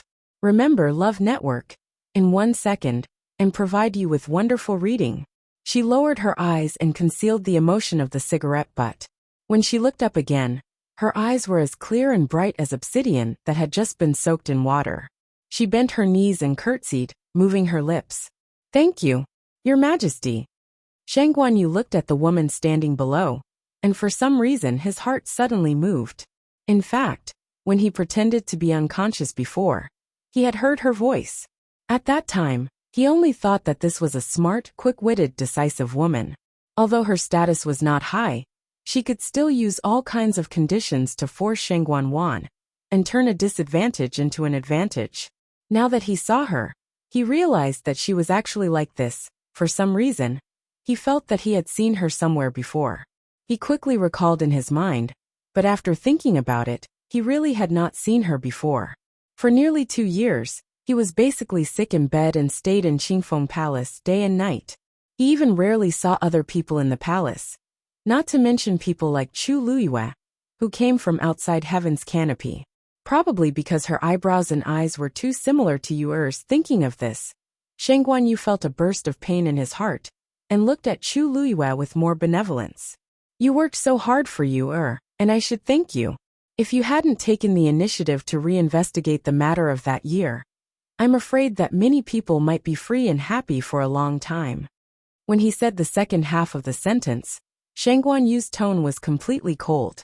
Although he didn't scold him, his low and majestic tone was full of the emperor's power, which made people breathless. On the square in front of Longquan Palace, everyone quieted down and kept quiet out of fear. Yuan, let me have a look at that letter. Hearing this, Yuan Wei immediately responded, stepped forward respectfully, and presented the secret letter with both hands. Sheng Guanyu unfolded it and read it carefully. Xiahou Rong stood with his hands down, cold sweat constantly coming out of his forehead. His heart was beating wildly, and all the blood in his body was surging up, as if even his eardrums were about to burst. After a while his back was all wet. Only a short period of time had passed, yet he actually felt that each day was like a year, and it was extremely torturous. Finally, in this suffocating atmosphere, Sheng Guanyu finally opened his mouth. We have never written this letter. His words were clear and light, but they were like thunder that exploded in everyone's hearts. He didn't write anything. That proved that this letter was indeed forged by someone else. No one answered. The air seemed to freeze inch by inch. Sheng Guanyu looked at Xiahou Rong. The date on this letter is the 3rd of July. That day, I was discussing matters with Lord Xiahou in the imperial study, but for some reason, I felt very tired. So I asked Lord Xiahou to leave first and go to the side room to rest. When I woke up again, it was already today. Gasps could be heard from the crowd. Didn't they always say that because His Majesty heard about the death of the Empress concubine, he was extremely grief-stricken and was unable to get out of bed? Why did His Majesty say that he had been in a coma since the 3rd of July? One had to know that when the Empress concubine died, it was the 10th of July. At this time, who couldn't tell the problem in it? At that time, it was obvious that someone had done something to His Majesty, causing him to fall into a coma. At the same time, this fake document was forged to deceive the 13U to leave West Hill, and then take the opportunity to assassinate the Empress concubine. It was self-evident who did this. Who else could it be but Xiahou Rong? Lord Xiahou, it seems that you didn't leave the imperial study immediately that day. Instead, you did a lot of tricks. Sheng Guanyu looked down at Xiahou Rong condescendingly, waved his sleeve lightly, and threw the secret letter to Xiahou Rong. Look at it yourself. Did you write this? Xiahou Rong finally couldn't bear it, and knelt down with a plop. Your Majesty, you are so wise. I'm innocent. I really didn't do anything. Xiahou Rong cried out while secretly regretting it in his heart. The reason why he kept this letter was actually to use it as evidence to suppress Jiang Yuqing. Although they had done a lot of things together, they didn't trust each other very much. That was why he kept this thing as a precaution. However, I didn't expect Chu Luyue to find this letter, and His Majesty to personally identify it. Now he really couldn't clear his name, even if he jumped into the river. If he had known this, he should have destroyed this secret letter directly at the beginning. In the face of such irrefutable evidence, Xiahou Rong's defense and crying seemed very pale and powerless. Just now, when I was inside, I seemed to have heard Lord Xiahou swearing on the whole Xiahou mansion that if they really betrayed me, they would all die a horrible death. Xiahou Rong was suddenly stunned, and a strong sense of uneasiness suddenly surged in his heart. Your Majesty. Lord Xiahou, I didn't expect you to be so cruel to your own people. Sheng Guanyu said lightly and shook his head. After all, I misjudged you. Your Majesty, I didn't. I really didn't do anything to let you down. Someone is framing me. Someone is framing me. Your Majesty, you are so wise. Xiahou Rong was shocked and hurriedly knelt forward.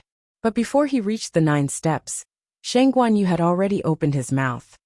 Xiahou Rong rebelled against his superiors and attempted to murder me. This is the first crime. Faking the secret edict and deceiving his superiors is the second crime. As punishment for these 2 crimes, Xiahou Rong's position as Grand Tutor will be removed, and he will be demoted to a slave. He will be beheaded in public at noon tomorrow. In addition, Xiahou Mansion's 3 close relatives will be implicated. The 3 distant relatives, regardless of their gender, will all be sent to the frontier as slaves. They will never be able to return. Each and every word echoed clearly in front of the main hall. Xiahou Rong's movements suddenly paused and he knelt on the ground dejectedly. The last trace of blood on his face faded in an instant. In an instant, all the strength in his body seemed to have been sucked away, and even his breathing became difficult. It's over, it's over. With this sentence, the entire Xiahou family would be completely destroyed.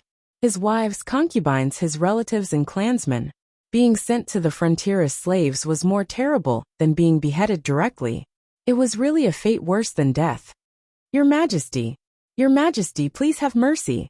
For the sake of the Xiahou family's 100 years of loyalty, please spare my wives and children. If the Xiahou family was destroyed in his hands, he would become the sinner of the whole family. Shang Guanyu looked at him with deep eyes.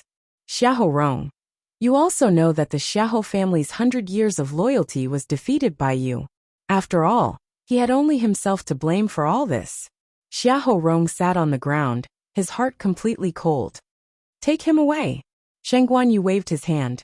Just when the people next to him were about to step forward, Xiahou Rong suddenly turned back and pointed at Jiang Yuqing fiercely, shouting with a ferocious look. It's him. He and the third princess forced me to do this. Mobile users, please browse and read. A better reading experience comes from the Love Network.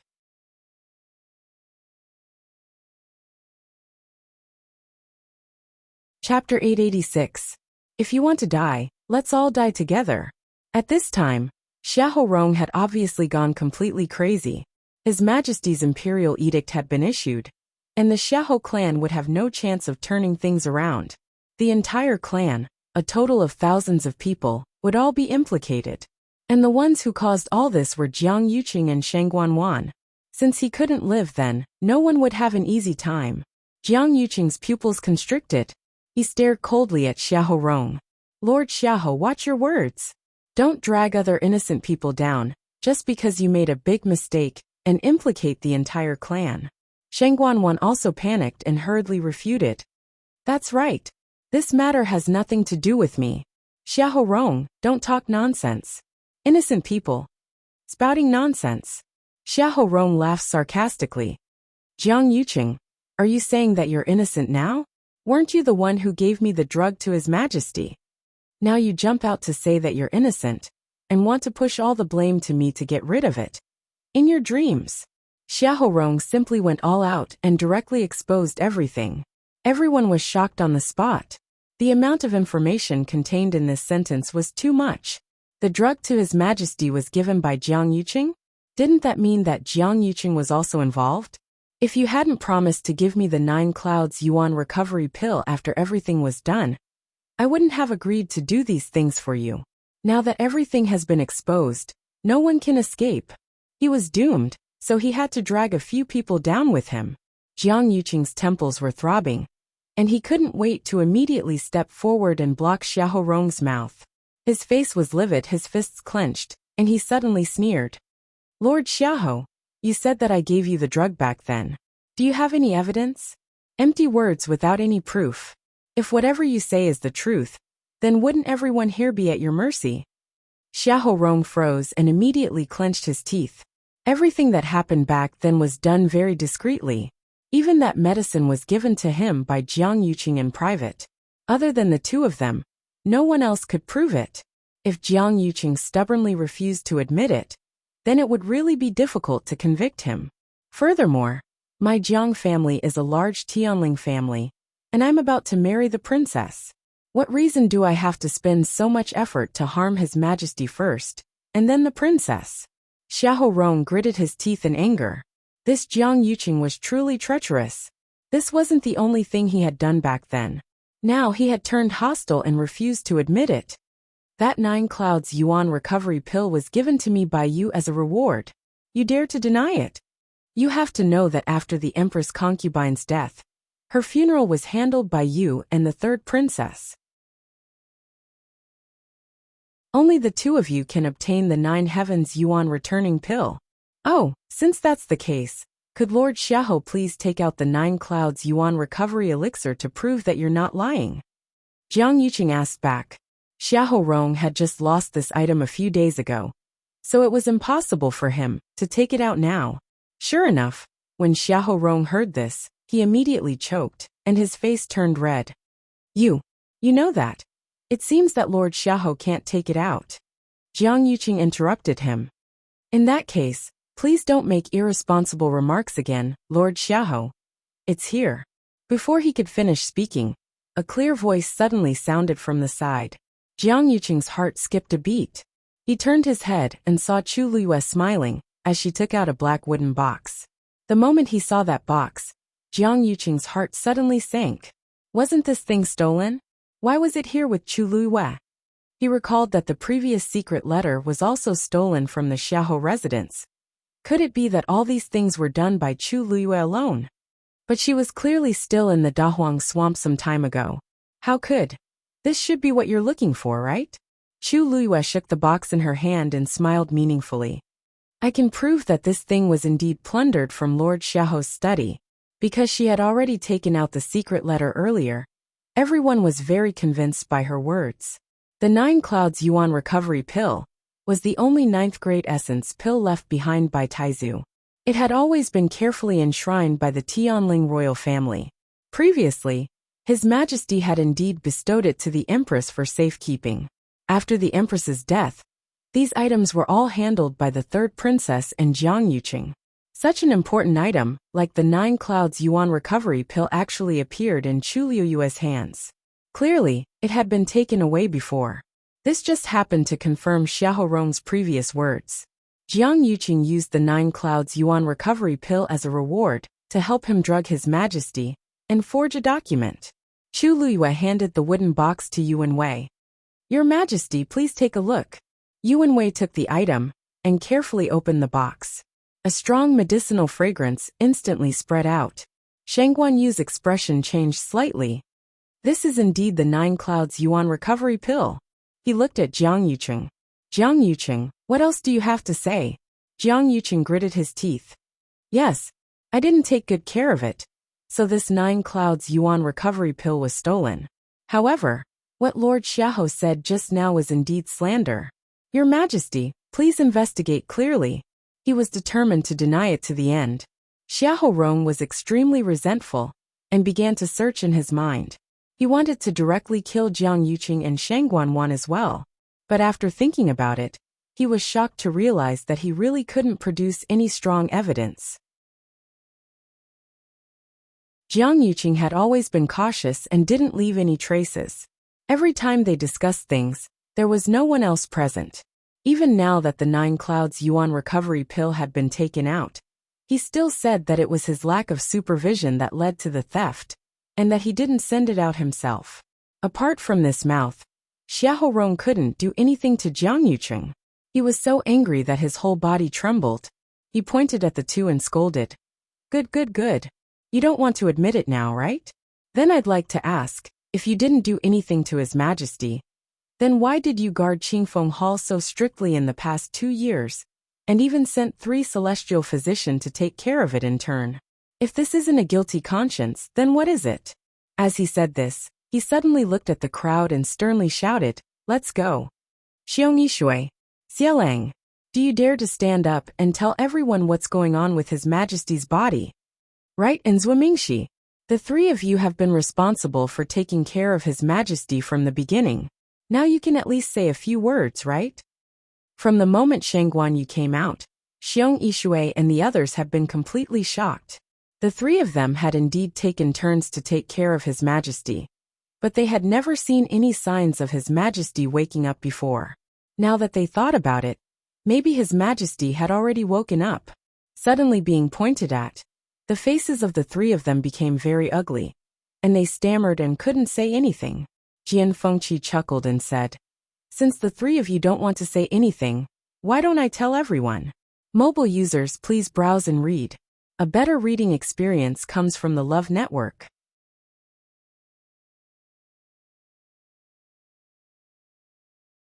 Chapter 887. Jian Fengqi flung the mask in his hand and smiled flirtatiously. Speaking of which, I've been taking care of His Majesty for a long time. Although I'm using Lord Zuomingshi's name, it's for His Majesty's own good. I believe that everyone here is loyal to His Majesty and won't mind, right? This hat was too big, so no one dared to say no. The fact that he could stand by His Majesty's side and walk out of Longquan Hall with His Majesty proved that His Majesty trusted him greatly. How could others say anything? Actually, we have to start with the third princess. Jian Fengqi said with a smile. I still remember clearly that when I entered the palace as Lord Zhua for the first time, I happened to meet the third princess. Does the third princess still remember what you said at that time? Sheng Guanwan's face turned pale.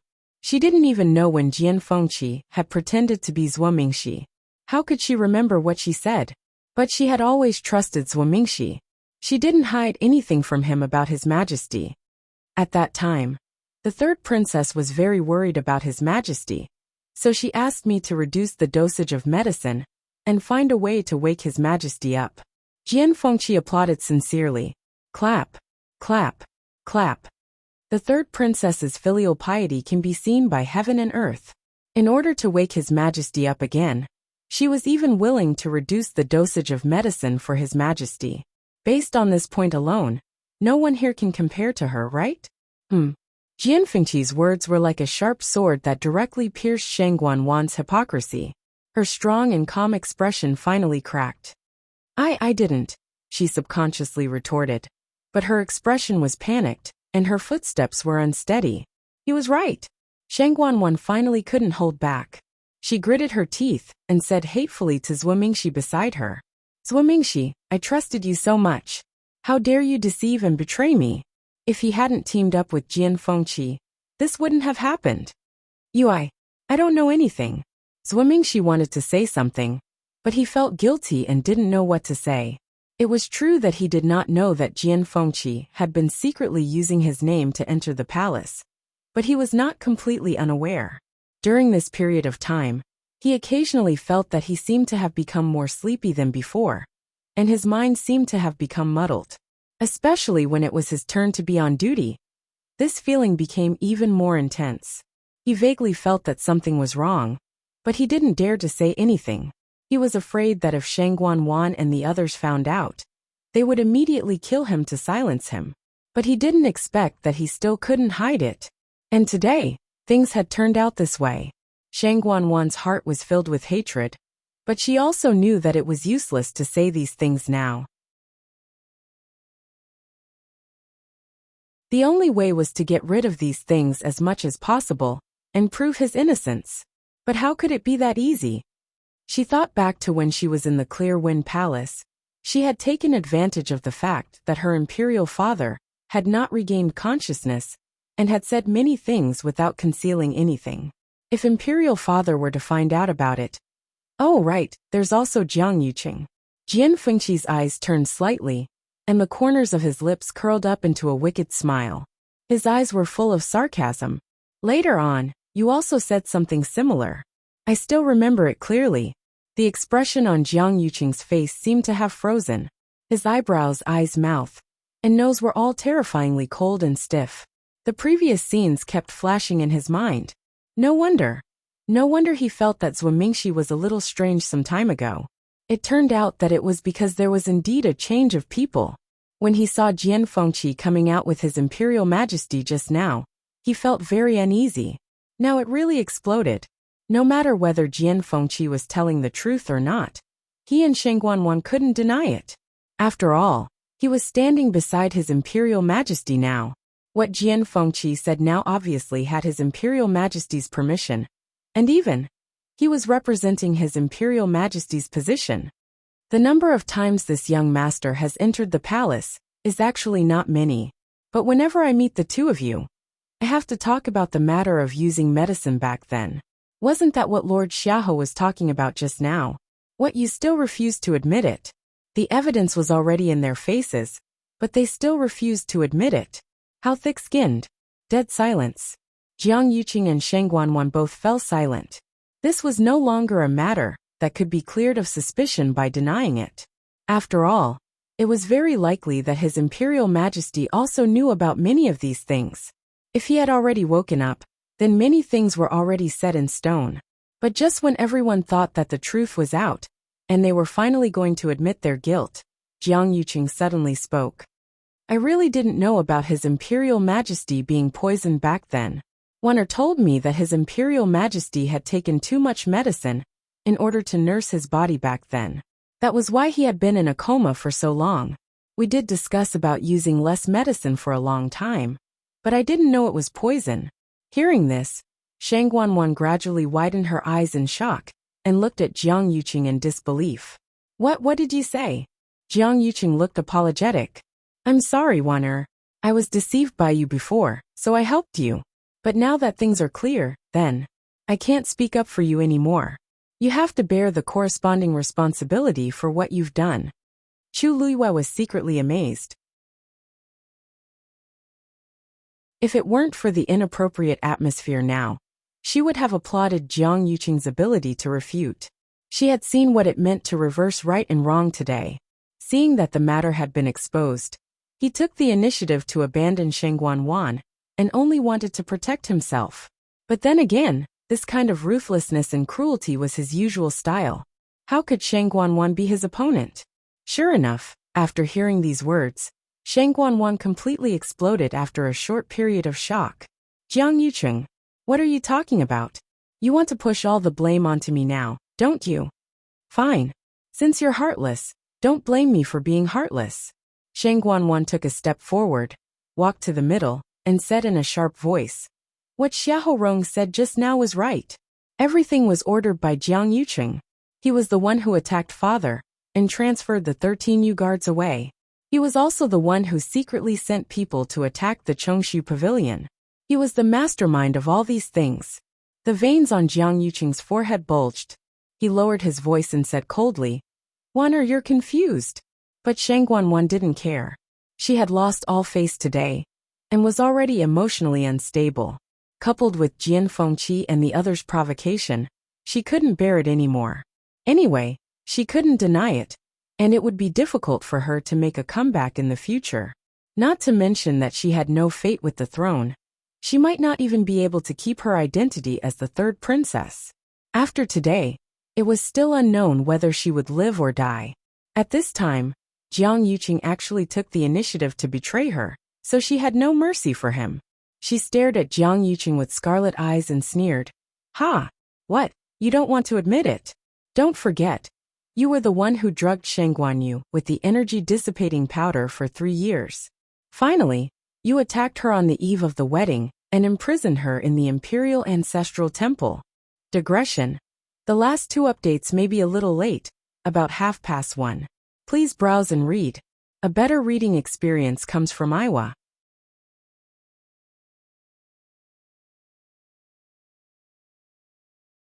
Chapter 888. She was such a smart person.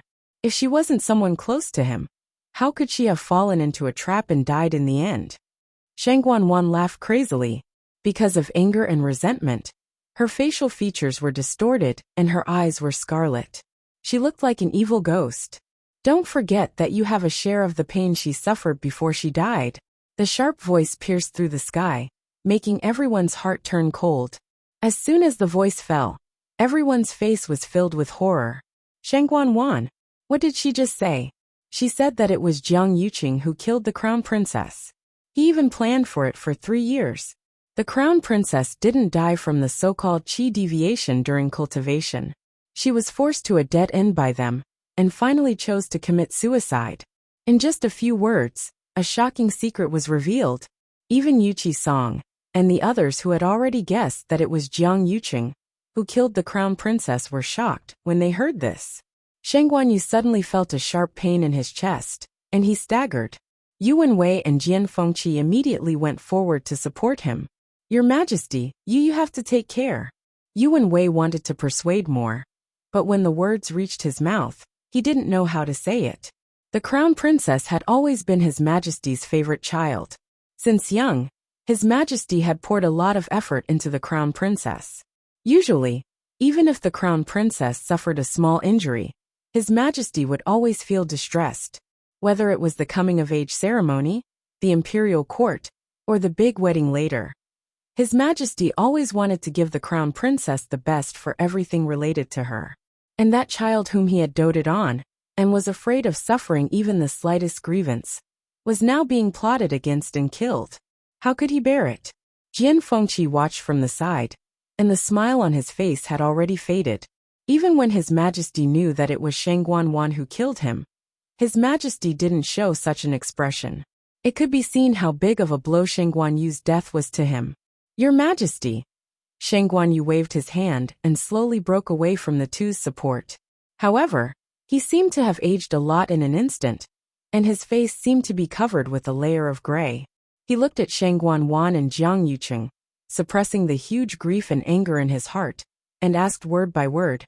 I only ask, did she do anything wrong to you? You actually want to harm her like this? When Yu'er was plotted against His Majesty's death, His Majesty's heart. His Majesty's heart ached. To this day, it was just a matter of a few sentences, but hidden within it was how much pain Yu'er had gone through, burying all the torture she had endured. Even if these people died. 10,000 times His Majesty's estes.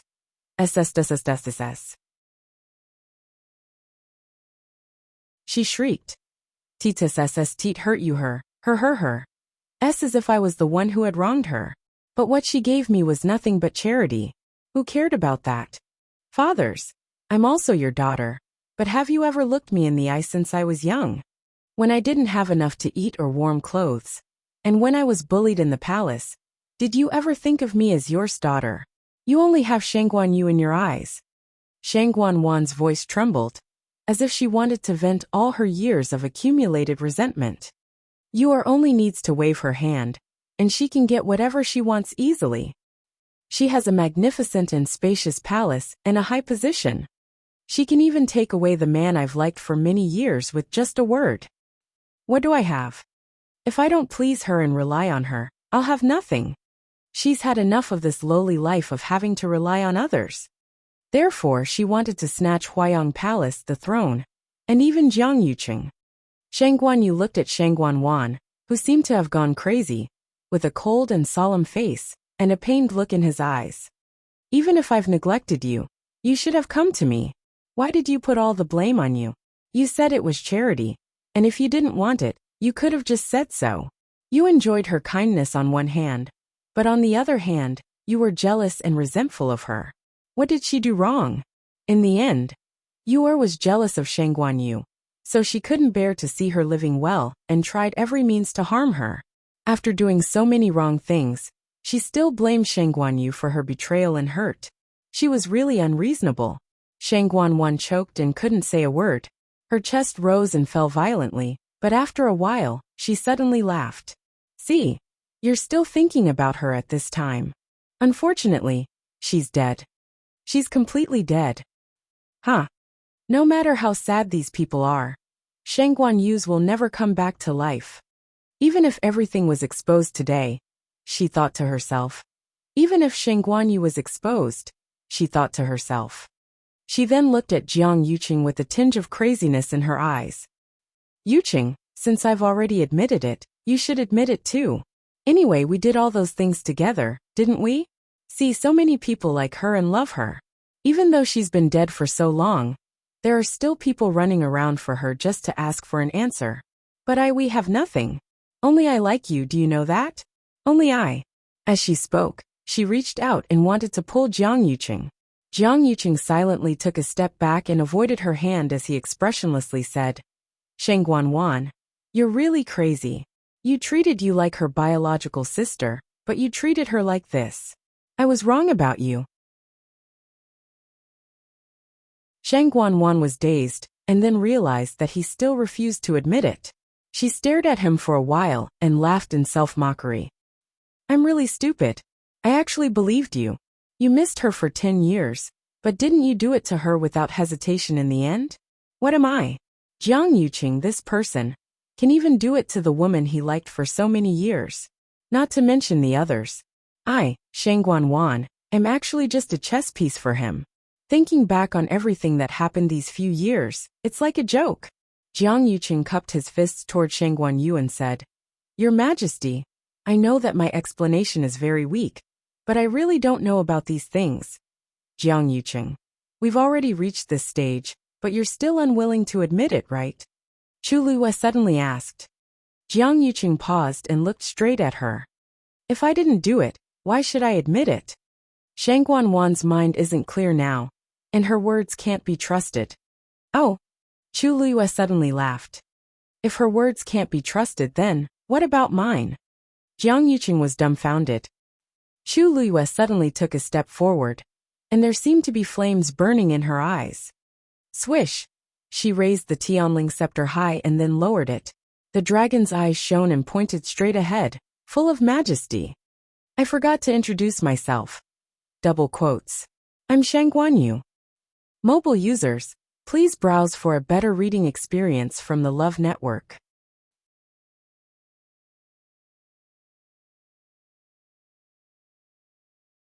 Chapter 889. This Empress, Shang Guanyu. This sentence was clear and powerful. It was just a few words, but it was like a sudden clap of thunder. Too many things had happened today. Explosive news came one after another.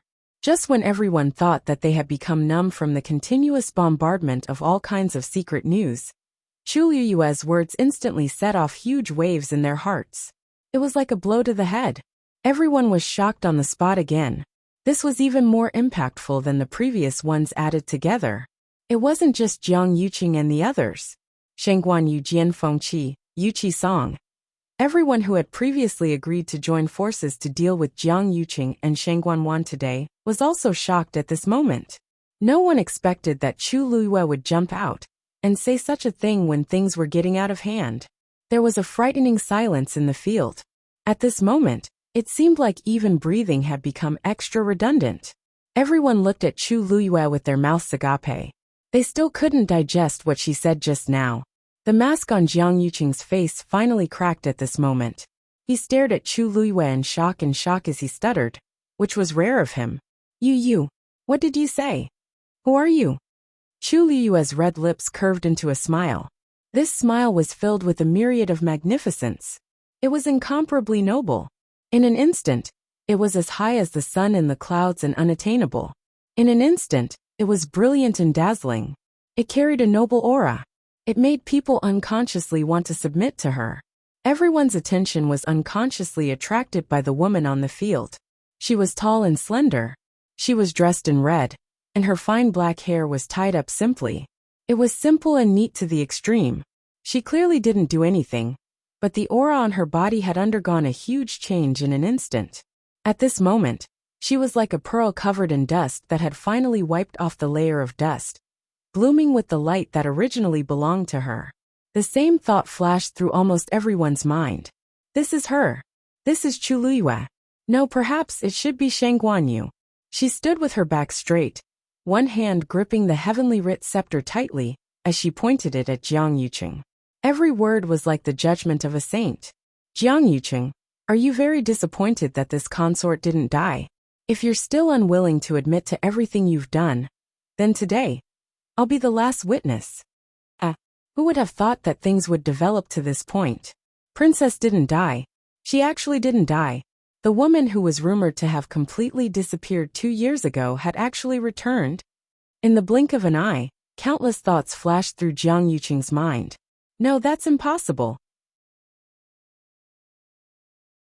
Back then, he had specially sent people to investigate Chu Liyue's background, and everything had shown that there was no problem. How did she suddenly become Shang Guanyu? You're not her. Jiang Yuqing almost immediately denied it. She died 2 years ago. There's absolutely no other possibility. Chu Liyue, don't play tricks here. Do you know what kind of crime it is to impersonate Princess? Although Jiang Yuqing refuted it verbally, he wasn't sure either. If Chu Liyue was really Shang Guanyu, then many things could be explained. That similar eyebrows and expression, that shocking talent and strength, and the heavenly writ scepter. He was wondering why the heavenly writ scepter was so close to Chu Liyue. If she was Shang Guanyu, then there was nothing to doubt.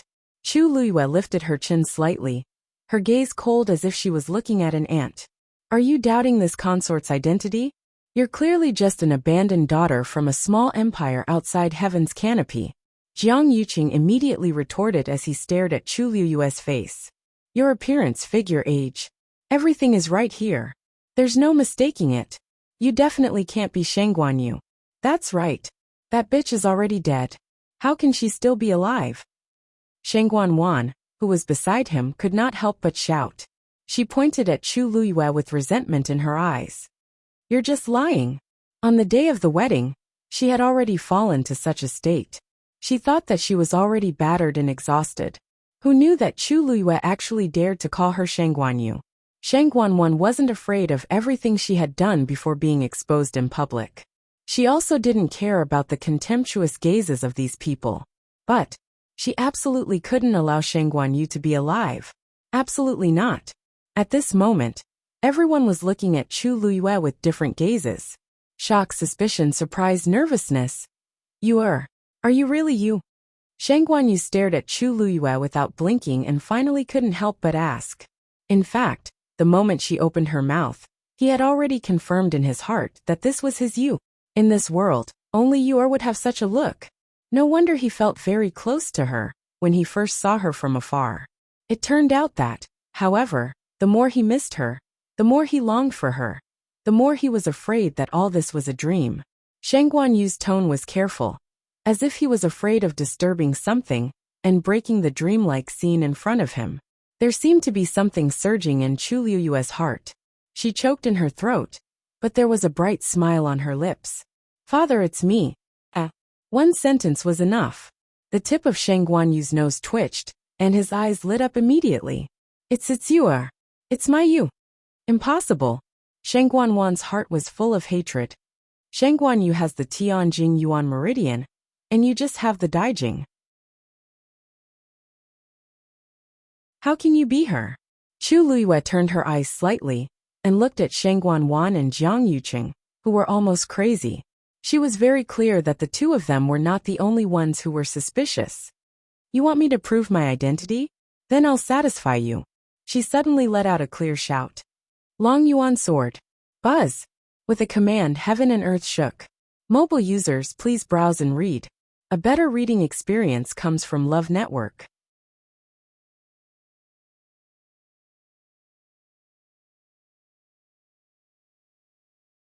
Chapter 890.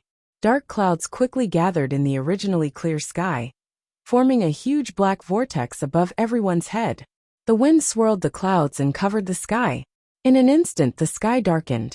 Then a ferocious and vast aura suddenly descended. The Tianling scepter in Chu Luyue's hand seemed to have sensed something, and it suddenly vibrated. She raised her wrist, and the Tianling scepter quickly flew up and landed back on the black obsidian. The golden light in the dragon's eyes shone in all directions, brilliant and colorful. Rumble. Following this low and powerful explosion, everyone's hearts trembled, and they all looked up. They saw a huge black shadow breaking out of the crazily swirling dark clouds and slowly descending. It was a sword. It was black all over and looked ancient and majestic. Only in the middle was an extremely thin silver groove, and one could vaguely see icy blue lightning flashing and swimming in it. Tianlei's aura was impressive. The hilt of the sword was also black, and the dragon engravings on it were clearly visible and lifelike. As it gradually descended, a hole was instantly torn in the sky. From top to bottom, it was straight and hard. The sharp and terrifying sword aura, wrapped in a biting cold aura, shocked the world. That's the Long Yuan sword. Elder Chen Ku was the first to react. His eyes widened, and his old face was filled with shock and disbelief. As soon as these words were spoken, everyone was shocked. The Long Yuan sword. It's really the Long Yuan sword. Is this the supreme treasure sword that was rumored to have been forged by the great ancestor himself, and used to open up new territories and create the Tianling dynasty? Shangguanyu also stared at the sword in the air and said in a deep voice, That's right. That's right. That's indeed the Long Yuan sword. I didn't expect that I would be able to see the Long Yuan sword being brought out of the Tianling god realm in my lifetime. Even Shangguanyu, who had seen countless storms and waves, couldn't hide the excitement in his eyes when he saw this scene. For thousands of years, the people of the Tianling dynasty had always wanted to bring the Long Yuan sword back to the world, but they had failed time and time again. No matter who it was, no matter what method they used, it seemed like they couldn't do it. Gradually, this became an obsession in their hearts. In the end, it was a precious item left behind by the Taizu, and it was also the origin tool that the Taizu valued the most. Its significance was extraordinary.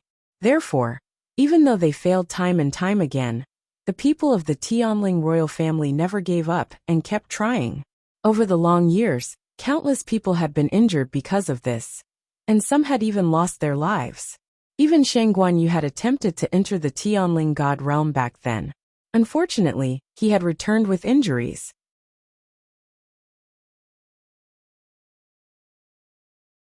Never in their wildest dreams would they have thought that such a sacred object, that only existed in legends, would actually appear before their eyes. Then, under the gazes of countless pairs of eyes, the dragon abyss sword flew into Chu Liyue's hand. She gripped the hilt of the sword and injected a stream of force into it. Wang! A sword hum rang out. It was like the roar of a dragon.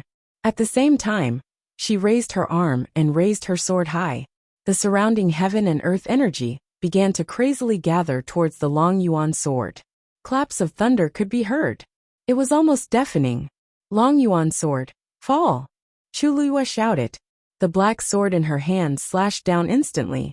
In an instant, it was as if an invisible hand had torn the sky apart. The swirling clouds suddenly split from the middle and quickly dispersed to both sides. The storm abruptly stopped, and then transformed into two violent waves that spiraled downwards like swimming dragons. Strong winds blew everywhere.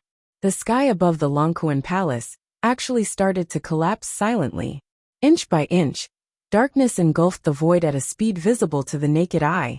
The power of the Long Yuan sword was evident. Wang! The Tianling scepter instantly shone brightly. A faint golden light transformed into a barrier that enveloped the Longquan Palace. The black space collapsed and finally stopped at the edge of the barrier.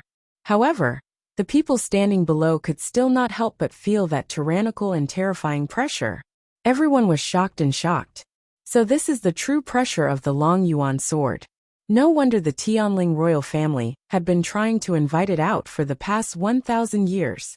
Once such a divine artifact was used, what was there to be afraid of? In the next instant, a black sword aura flew out from the Long Yuan sword. It went straight for Jiang Yuqing. Jiang Yuqing's heart sank fiercely. Danger! Just as this thought flashed through his mind, he immediately leaped into the air. He quickly retreated to the back. If this attack landed on him, the consequences would be unimaginable. As a stage 7 warrior, his combat power was not considered weak. In fact, compared to most of the people present, he was still considered a strong one. However, at this moment, facing the rapidly approaching sword aura, a deep sense of fear and panic surged in Jiang Yuqing's heart. Hence, from the beginning, he directly mobilized all his force and used his fastest speed to retreat without holding back. In the blink of an eye, he had already retreated tens of feet. However, although Jiang Yuqing was fast, the Long Yuan sword aura was even faster. Everyone only saw a black sword aura piercing through the air. In the next moment, it had already caught up to Jiang Yuqing. At this moment, the strong wind blew Jiang Yuqing's clothes, and his black hair danced wildly in the wind. He could almost feel the pain between his eyebrows, as if it was about to be cut by the sharp sword aura. He did not hesitate to set up a barrier in front of him. Bang! The moment the black sword aura touched his barrier, a crisp sound was heard. It was actually his barrier that was pierced through in an instant and completely shattered. Jiang Yuqing was even more terrified. The Long Yuan sword aura chased after him with irresistible force, and could be said to be unstoppable. With his current strength, it was impossible for him to block it, not to mention other things. Alarm bells rang in Jiang Yuqing's heart. He retreated again and again. However, how could the current him be a match for the Long Yuan sword?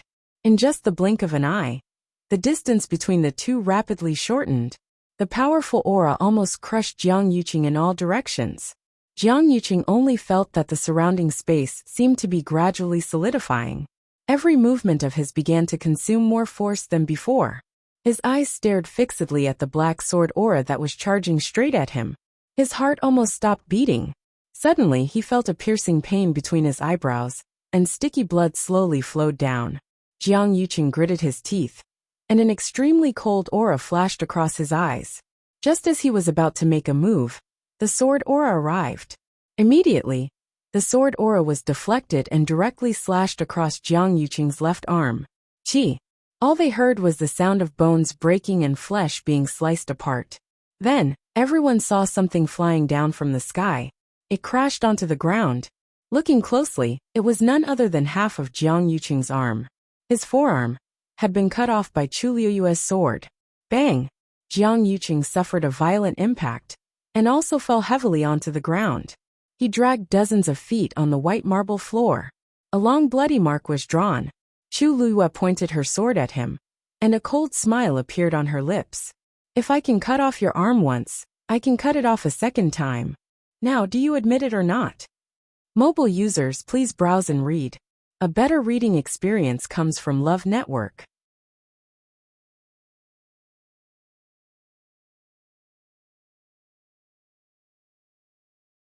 Chapter 891. There was complete silence all around. At this moment, everything in the world seemed to have stopped. All the light shone on the woman in red. Her clothes and black hair fluttered in the wind. Holding the Dragon Abyss sword in her hand, she shocked the world. Her jade-like eyes were burning with a strong desire to fight. It was as if she wanted to burn all the grudges of the past into ashes. For today, she had waited for too long.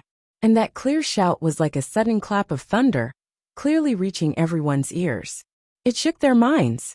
Her body was wrapped in a shocking pressure, as if she was a god of war who had returned from hell. Intense pain came from all parts of his body, and the half of his arm that was cut off was bleeding profusely. In a short while, the ground under Jiang Yuqing was dyed red with blood, and he looked battered and exhausted. Chu Liuyue had only used one sword, and Jiang Yuqing was beaten black and blue, unable to retaliate at all. Everyone was extremely shocked when they saw this scene, and they finally couldn't help but gasp in shock. Chu Liuyue and Jiang Yuqing were clearly several levels apart, but with the Dragon Abyss sword in hand, Chu Liuyue could actually crush Jiang Yuqing so easily. The Dragon Abyss sword was actually so powerful and terrifying. At this moment, no one dared to doubt the authenticity of that sword. Other than the real Dragon Abyss sword, what other object in this world could achieve such divine power? Chu Liuyue's sword cut off half of Jiang Yuqing's arm, and also cut off everyone's doubts. Jiang Yuqing's mind was blank, and only that terrible pain came from all parts of his body, almost drowning him. He supported himself up with difficulty, and raised his eyes to look at the woman in front of him. She was tall and slender, and her back was straight. With the Dragon Abyss sword in her hand, all the light in the world seemed to be concentrated in her eyes. How familiar was this scene? He was in a trance for a moment. 2 years ago it was the same situation. She resolutely chose to commit suicide and destroyed Shangguan Wan's Yuan Meridian, and one of his arms. After that, he spent a lot of energy trying to find a way to get himself back to normal. However, not long after, the same thing happened again. It was her, it really was her. At this moment, Jiang Yuqing knew better than anyone else that the woman in front of him was indeed Shangguan Yu. She didn't die. Instead, she returned with a bone-deep hatred.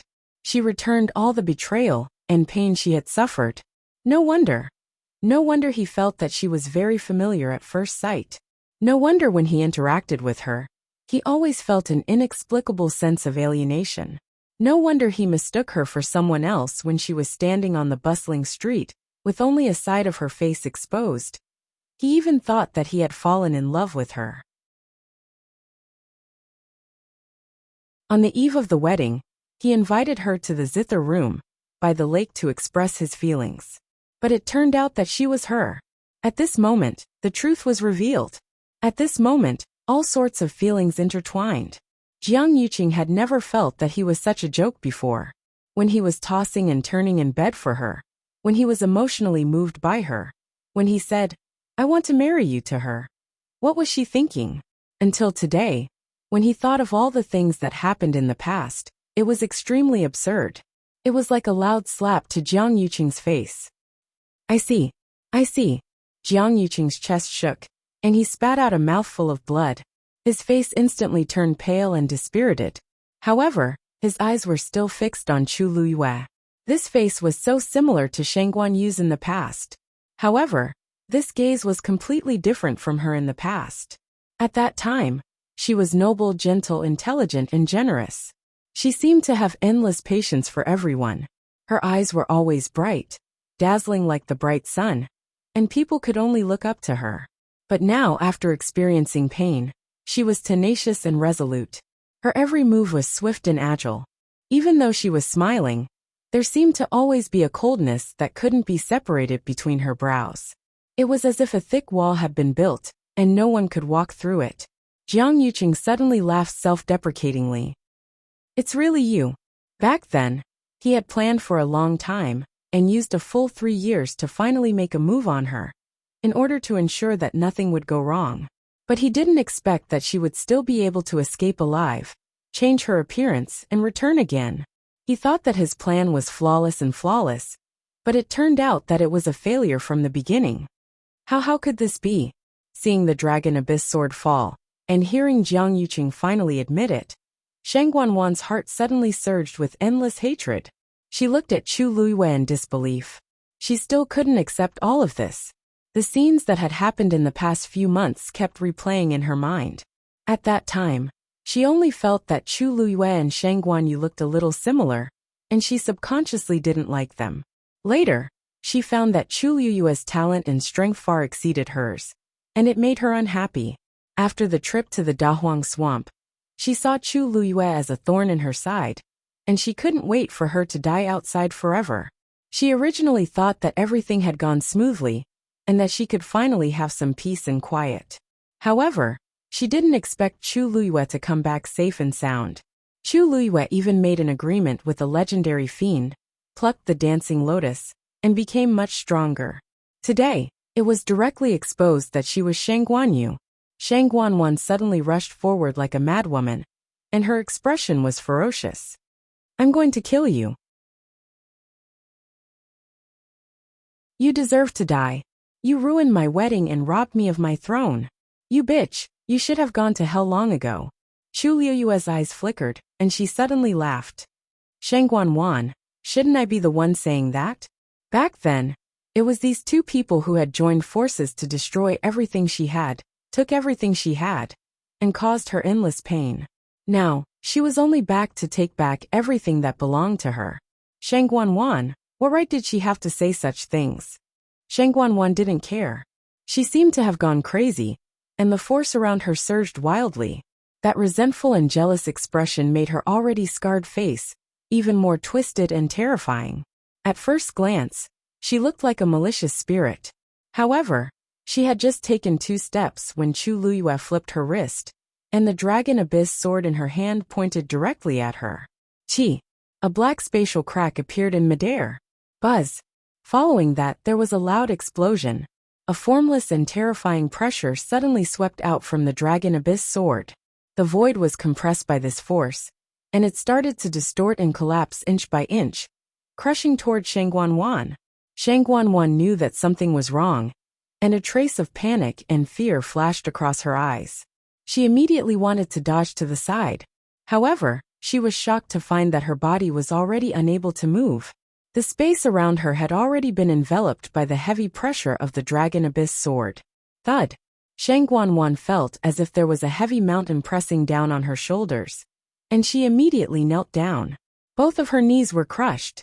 Mobile users, please browse for a better reading experience from Love Network. You're tuning in to the Journey of the Soul YouTube channel. Don't forget to subscribe, and join us on this journey to catch the most captivating stories.